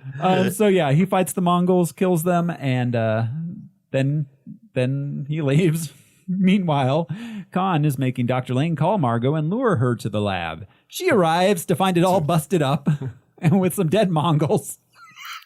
And then she gets hypno-llamed. Yeah, and nice. I like that. I was going to say Khan pulled the old cigarette sign trick on her. I have two options for that. One was llamatized and the other was hypno-llamed. I like llamatized. Yeah, llamatized. Sounds a little dirty. Isn't that what happened to Jack Nicholson in One Flew Over the Cuckoo's Nest? Yeah. Thank you. So he gives her a gun and a mission. And then we cut to Cranston at home. And are they silver bullets or, like... They're just regular bullets, I assume. Well, I mean, they were painted or they were minted, but he had them in the case. Like, like they're 6 extra very important bullets. Yeah. We cut to Cranston at home. Is this the point where he's shooting up? Where she walks in on him, tries to kill him? I don't think... Is it right here? I don't know. But that's where you see him shooting I up. thought he was dressing his wounds. Was he shooting up? Because I was only half watching. I thought I saw the handkerchief tied around it, but I guess maybe... I thought it's because he got stabbed and he was dressing his wounds is what I thought was happening. Who stabbed him? Well, he got... shot. He got shot with the crossbow. His shadow did back at the lab. All right. He was pinned to the wall for a short bit. Oh, that's right, because it went through his shoulder. Well, you know what's good for pain. Yeah, morphine. Opium. So anyways, Margot shows up ready to kill him, but luckily Khan doesn't know about mirrors. So she shoots the mirror.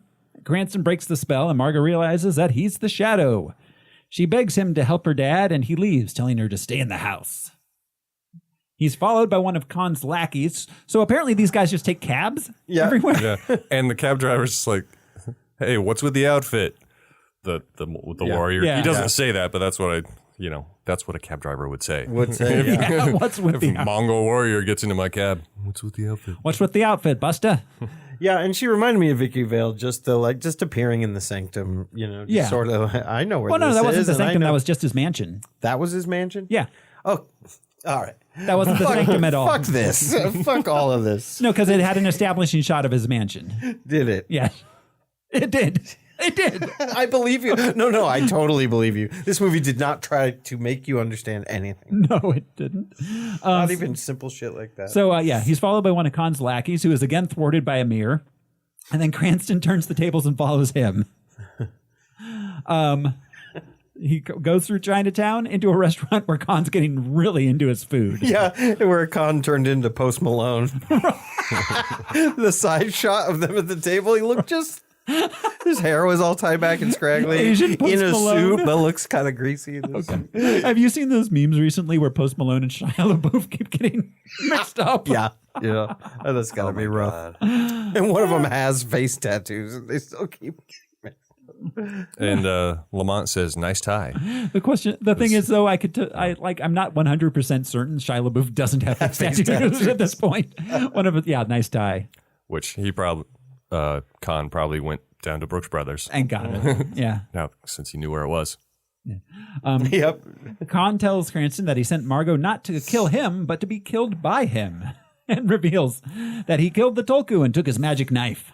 Lamont can't use it against the Khan because he hasn't unlocked that skill yet. He's not a level 43. Right. So instead, he uses his mind powers to turn a lackey against the Khan. The Khan and Cranston do a bullet thing. Oh my god! Where the bullets They hit each collide, other. yeah. And they both look at each other like, did your bullet hit my bullet? No, your bullet hit my bullet. Opposite. Stupidest thing to ever happen in a movie. My God. Yeah, it was. We're so evenly matched. I know. Yeah, this machine.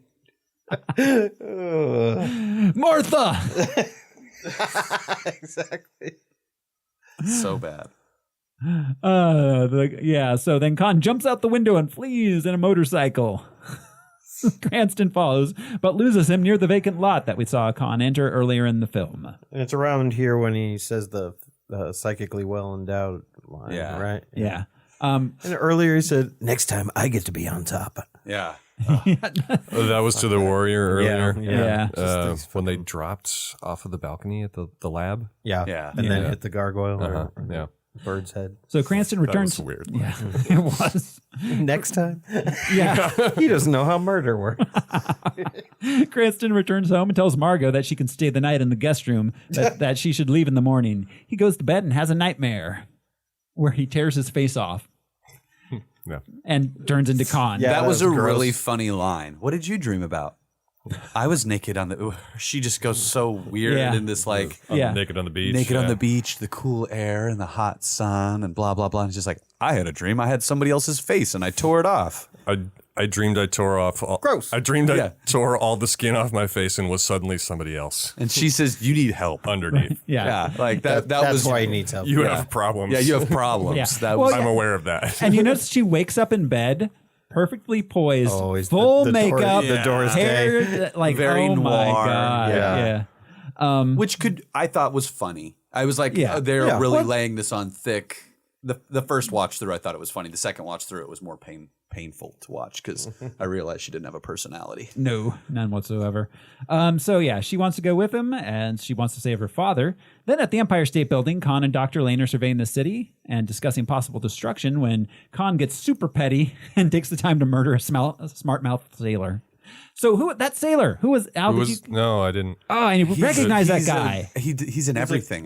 He's really popular now as a character actor. Yeah, I see him in all sorts of stuff. He looks like another character actor, the one who was in Dark Knight, but he's not that guy. Yeah. What is his name? I didn't bother to look it up. I think Ghost World was the first time I noticed him. Oh, yeah. He's got a turtleneck, a little geeky. That shot, the shot of him being murdered, basically, where killing it himself. Falls off and it pulls out in the shadow. Patrick Fischler is that his name? Yes. Okay. He was in Happy. The Right Stuff. Oh, right, that guy. The National Geographic thing. See other things. I recognize him better from an older picture. I so didn't much recognize TV, him. suits. Oh, he was in Hail Caesar. That's what I recognize him from. He was in the communist group. He ran the communist group. Silicon Valley, those kinds of things. Yeah. Okay. Yeah. He's been in everything. Yeah. We all know him. Yeah. But so Khan has him jump off. That was kind of interesting. Then we see him fall from the Empire State Building. He even hits one of the lower bounces. Kind of whoa. And it was just so Cranston could say his line of everything's falling into place. Yes. But that was we had to see that brutal death. It was brilliant comic book. Like if that were a one page, man, that would have been a beautiful one page. Yeah, it reminded me of Airplane way more than a comic book. But it was also very Airplane. Oh, that guy was Ken on Veep. That's where we know him. Oh yes, Ken. That's where we all know him. Yeah. All right. So Cranston and Margot are walking and talking. Margot tells him that Farley Claymore, her father's assistant, was working on a beryllium sphere. And Cranston decides to pay him a visit. We need to go right now. Yeah. It was all Claymore, and I was all, who's Claymore? And then he was, Tim Curry. Tim Curry's in this movie? So I forgot about him. Right. And I didn't know he had a name. So Margot checks up on what used to be the vacant lot where he lost Khan the night before. He gives her homework.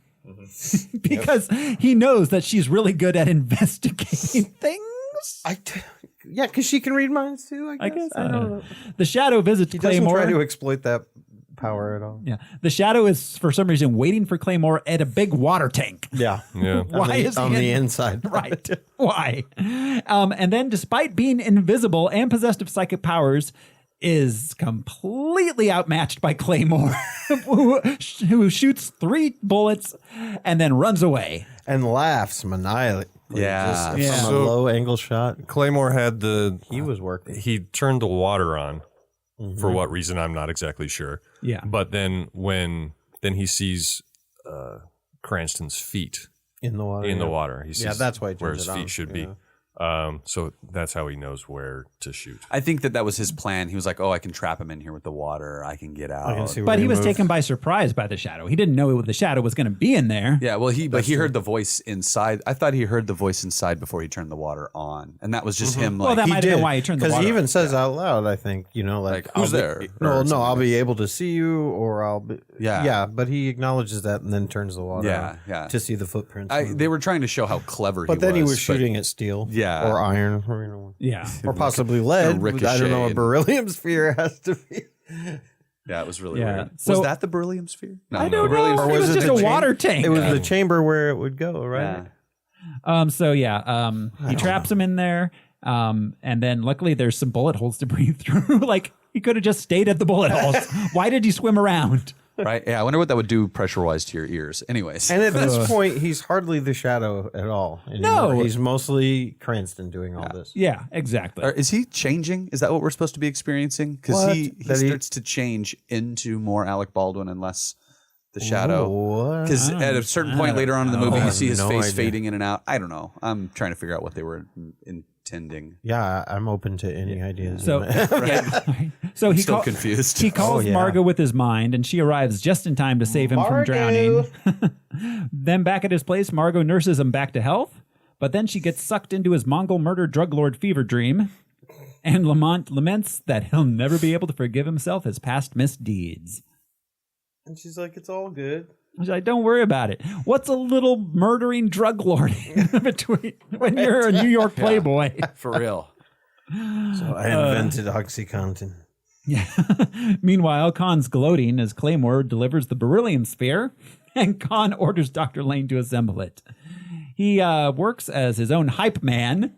yeah, boy. Yeah, he's like, the name of the new Khan, God among men, emperor on earth, and the hardest working man in show business. Ladies and gentlemen, put your hands together. For me. Yeah, for me. Then Khan threatens to destroy the city The last descendant for of gold. Genghis Khan. Get it on. Something, And atomic bomb. And I love Fruity Pebbles in a major way. Then Khan threatens to destroy the city for gold and jewels? What is this motherfucker's plan? What does he want? And paintings. Real He wants estate. paintings too. Yeah, right? Because he says he wants to take over the world, but he then plays his hand, threatens to blow up New York, and he demands gold and jewels. He's got What? He's got this opulent tower. Like there is a house of mirrors in this tower. Why did you build a house of mirrors in a hotel? All the money's in real estate. It's not all in real estate. mirrored rooms. What? No, I have no idea what this motherfucker is actually trying to do. No. All I know is that the Sith dagger in this movie sucks. They should have just told him, or he should have just said, basically, give me the island of New York. Yeah. I'm going to conquer the world with it. Right. That would have made more sense. Yeah. But okay, so, and at this point, Alec Baldwin says, find Khan and you'll find the bomb, I bet. Gee, you fucking genius. He is I not bet. the world's greatest detective. I the world's bet. okayest detective. Back at Lamont's mansion, we meet his butler finally.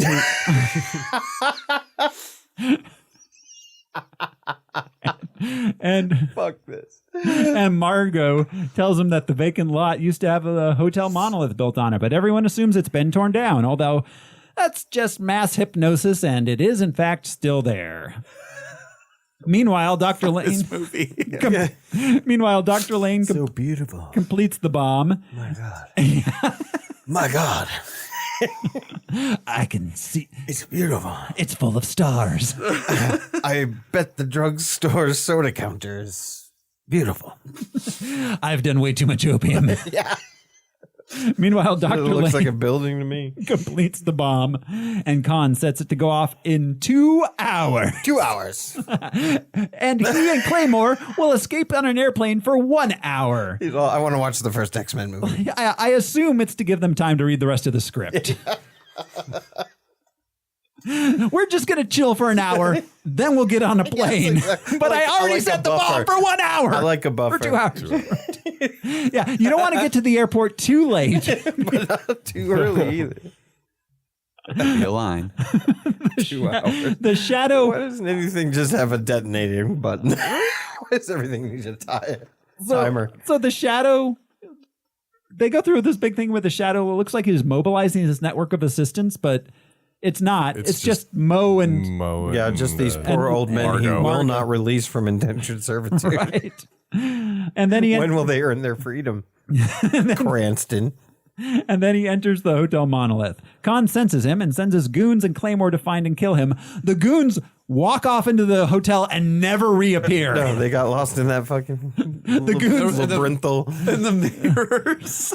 in the mirror in the room. Yeah. Yeah, the goons wander off into a different movie at this point. They wander onto the set of Blazing Saddles. Right, exactly. Watch me. So then the Shadow and Claymore have a showdown. That fucking scene in the ballroom where he's just laughing and spinning and shooting. What is the end of this movie? He calls him what? A chicken? A sissy? But he does such a good job, Tim Curry, of slowly going crazy. Slowly? Yeah. Well, maybe quickly going crazy. Quickly going crazy. I don't know. The moment he meets that woman, why haven't you returned my phone calls? Oh, right. He's already off his rocker. Yeah, he's into her. Anyway, he makes a great crazy guy. No, he does. No, Tim Curry is just going. It's like no scenery is safe from his team. Seriously. I forgot he was in this, but I was glad to see him return. Yeah, I mean, he's foaming at the mouth at one point. Yeah, spit in the side. Yeah, man. Yeah, there's some really great moments with him and the Khan. Oh God! Yeah. No, I mean, he's just playing to the rafters. The wrath of Khan. So the Shadow confronts Khan in his throne room, but the Khan turns on the tilt-a-whirl floor and attacks him with Furba, the knife. The knife is the named monkey knife. Furba. It's named Furba. Why isn't the knife just the villain? It takes over at this point. Yeah. Just before this, there was a cute scene outside. Mo and Margot are standing in the rain with their umbrellas, staring at the empty lot. And Mo says, "You know what I love about this job? The excitement." Yeah. That was cute. And she's about to. He asks what's going on or something. She's like, "Well, there's this guy that," and then she does sort of a never mind. And I was hoping she would explain the movie to the rest of us. Please let her talk. So just as his throat is about to be cut by the magic knife, Lamont discovers true mind control and takes over the flying weapon, plunging it into Khan's belly. The movable floors were pretty cool. That probably took some construction. Oh, yeah. They looked neat. Yeah. But the knife is the bad guy. Yeah. Khan loses the most powerful bad guy in the movie. It is. Khan loses control and the hotel becomes visible. And Dr. Lane comes out of his hypnotized stupor. Which, by the way, is the best way to promote your hotel. Is for it to be visible. Yeah. Khan runs away. The Shadow pursues him into the bowels of the building while Margot and Mo enter. They find Dr. Lane and Mo goes for the police. Wow. Mo knows police. While Margot and her dad try to disarm the bomb while accidentally doing the old timer speed up thingy. Yep. The bomb runs away, rolls away. Trying to runs away. Tries to get out of this movie. And she's constantly trying to teach him not to be colorblind. Right. It's not how that works. Yeah. Oh, I forgot to mention. Yeah. He's Did we talk about him being colorblind. colorblind earlier? He's wearing a red shirt. And red and green. Yeah, shirt. those are two of the. Yeah. Right. There are so many Chekhov's guns in this movie. But he keeps saying I forgot. You didn't forget. You're colorblind. Yeah. Yes. That is elder abuse. Yeah, so they chase it, and eventually it settles over an open elevator shaft. And then they disarm it with 1 second to spare. Why is she on the elevator shaft with him? I guess to tell him, no, the green one. Yes, exactly. Yeah. To give him a hard time. All that extra weight made me real nervous. Oh, it's a real nail biter. Meanwhile, the Shadow follows Khan into the House of Mirrors. Which all explode through mind power. Yeah. And then he telekinetically hurls a broken shard of glass into Khan's forehead. Yeah, so telekinesis, I know it appears earlier in the movie, but yeah. I guess that's a power he has. At this point he goes like full fire starter. Full carry. Outside, Dr. Phoenix. Yeah, there we go. Phoenix, exactly. Outside, Dr. Lane and Margot exit to find a crowd of reporters and the police around the now visible hotel. Jonathan Winters is stumped. Later, why does everybody keep talking about the shadow? Yeah, we've been working on that one murder investigation. Here, eat some cake. And listen to Glenn Miller.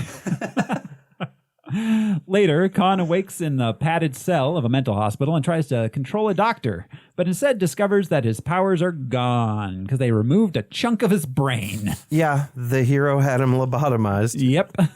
Well, and he actually I wish kind it of was all on his lobotomized head. himself. Because the doctor was one of Shadow's guys. Yeah. So the hero had him fucking lobotomized. I thought that was an interesting and dark yet justifiable kind of ending after he tries to destroy the world kind of thing. You can't let him go free. Yeah, had it been done Yeah, better, it it kept could have him been alive. done better. I suppose that's noble. I thought just the shard of glass in the forehead was what was going to do it. Right. But no, they had Sort of surgery performed on him. And I was just waiting for it to be in Khan's mind. Yeah. The whole time.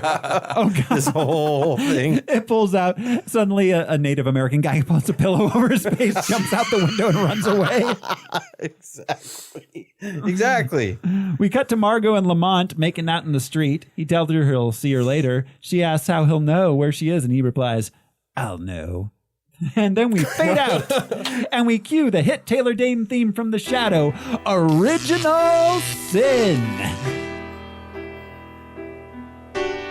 Yeah, so the famous tagline to The Shadow is The Shadow knows. Yes. They go with Alec Baldwin saying, "I'll know." Exactly. It's like when Michael Scott is trying to do his Rodney Dangerfield, he's like, "No respect. I'm not afforded any respect." You know, that kind of thing. Exactly.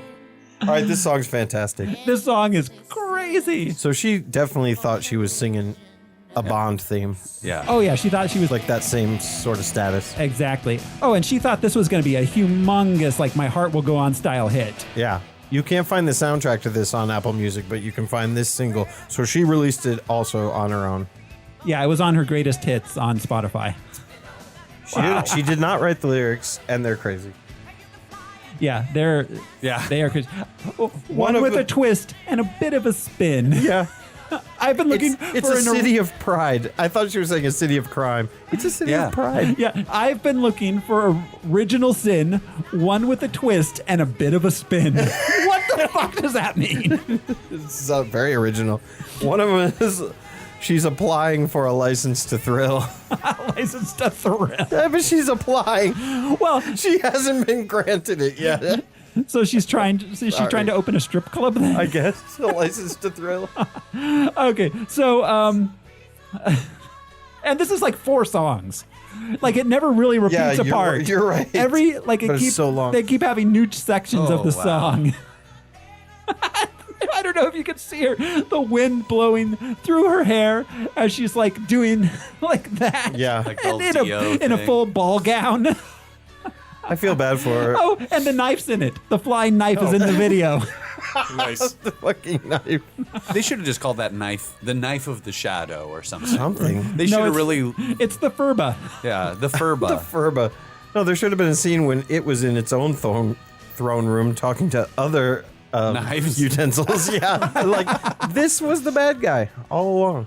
It's like, I'm just a soup ladle training to become a martial artist. Be our guest. Be our guest. All right. So, guys, do we have any other final points we want to make about this movie before we? Not really. Man. No. It was bad without fun, if you ask me. Yeah.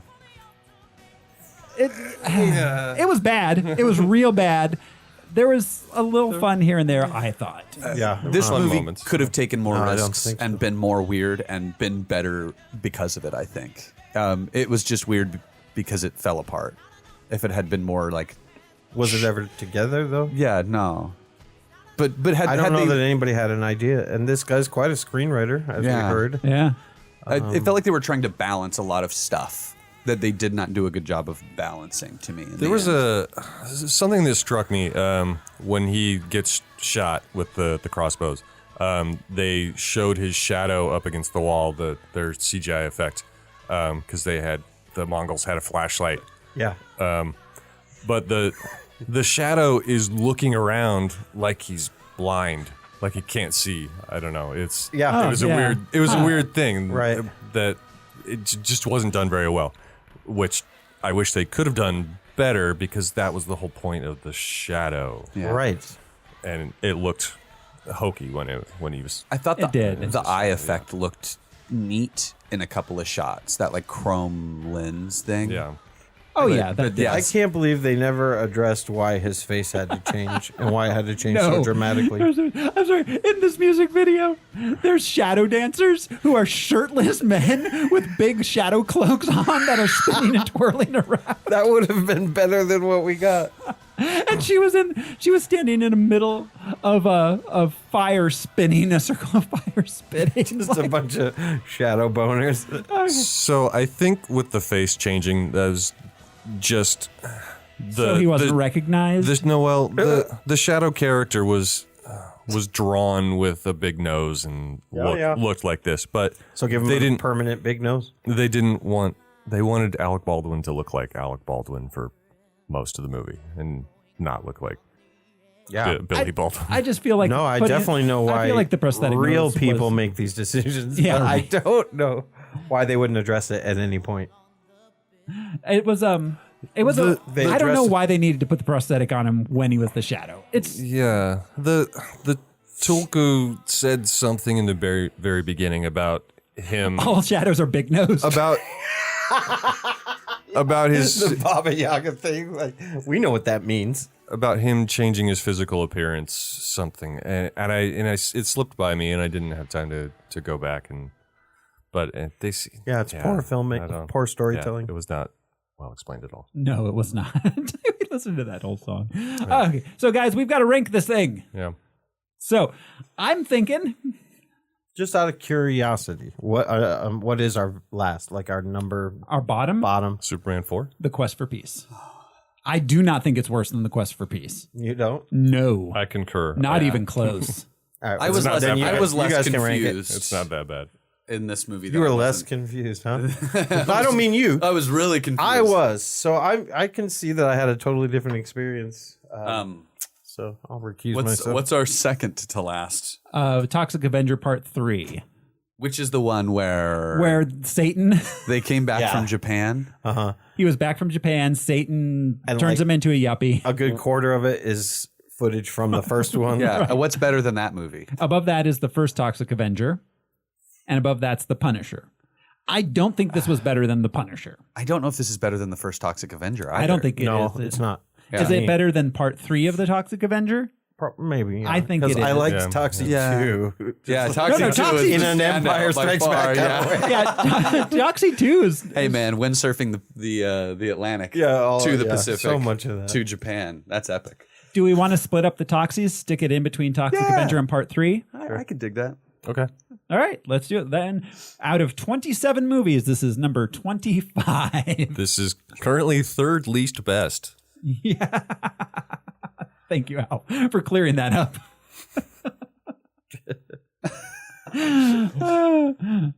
So yeah, that's it. That's The Shadow. We did it. We're done with that one. Next week, boys, we are going to be watching Jim Carrey in The Mask. Yes. Yeah, I'll have a lot of questions about that. I've never seen it. I love. You've never seen The Mask? I've never seen The Mask. Or I love everything about it turned me off.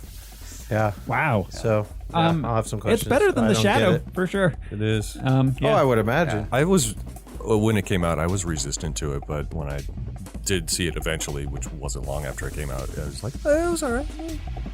I just missed it. As far as Jim Carrey goes, it's a good Jim Carrey. Well, and you know, back at that time, if you didn't see a movie when it was popular, you had to seek it out and rent it. Yeah. Right. Yes. So, like, I didn't see it through osmosis. Yeah, it was just on a bunch on cable at a certain point, you know. Yeah. But when I didn't have it. So, all right, next week we will see you back here with The Mask, and In the meantime, this is one of 350 million descendants of Genghis Khan. Throw smiley. I'm Josh Cece, and I also have a talking knife. I'm Brian Lesh, and always remember, if the sun is shining, the ice is slippery. Drive safe, folks. I'm a sweet kind of mystery, Alec Weber. Thanks, everybody. Bye. Bye. Harmless Phosphorescence was brought to you by executive producer Atticus Burkett, producers Michael Beckwith, Jojo Birchtree, Hedda Paulson, Kirsten Reed and Alyssa Dent, and Katie and Finn Thorpe. Make sure to rate and review us on iTunes. Follow us on Twitter, Facebook, or Instagram. Harmless Phosphorescence is a part of the Harmless Entertainment Network. Become a patron at patreon.com/harmlessentertainment. Thank you for listening.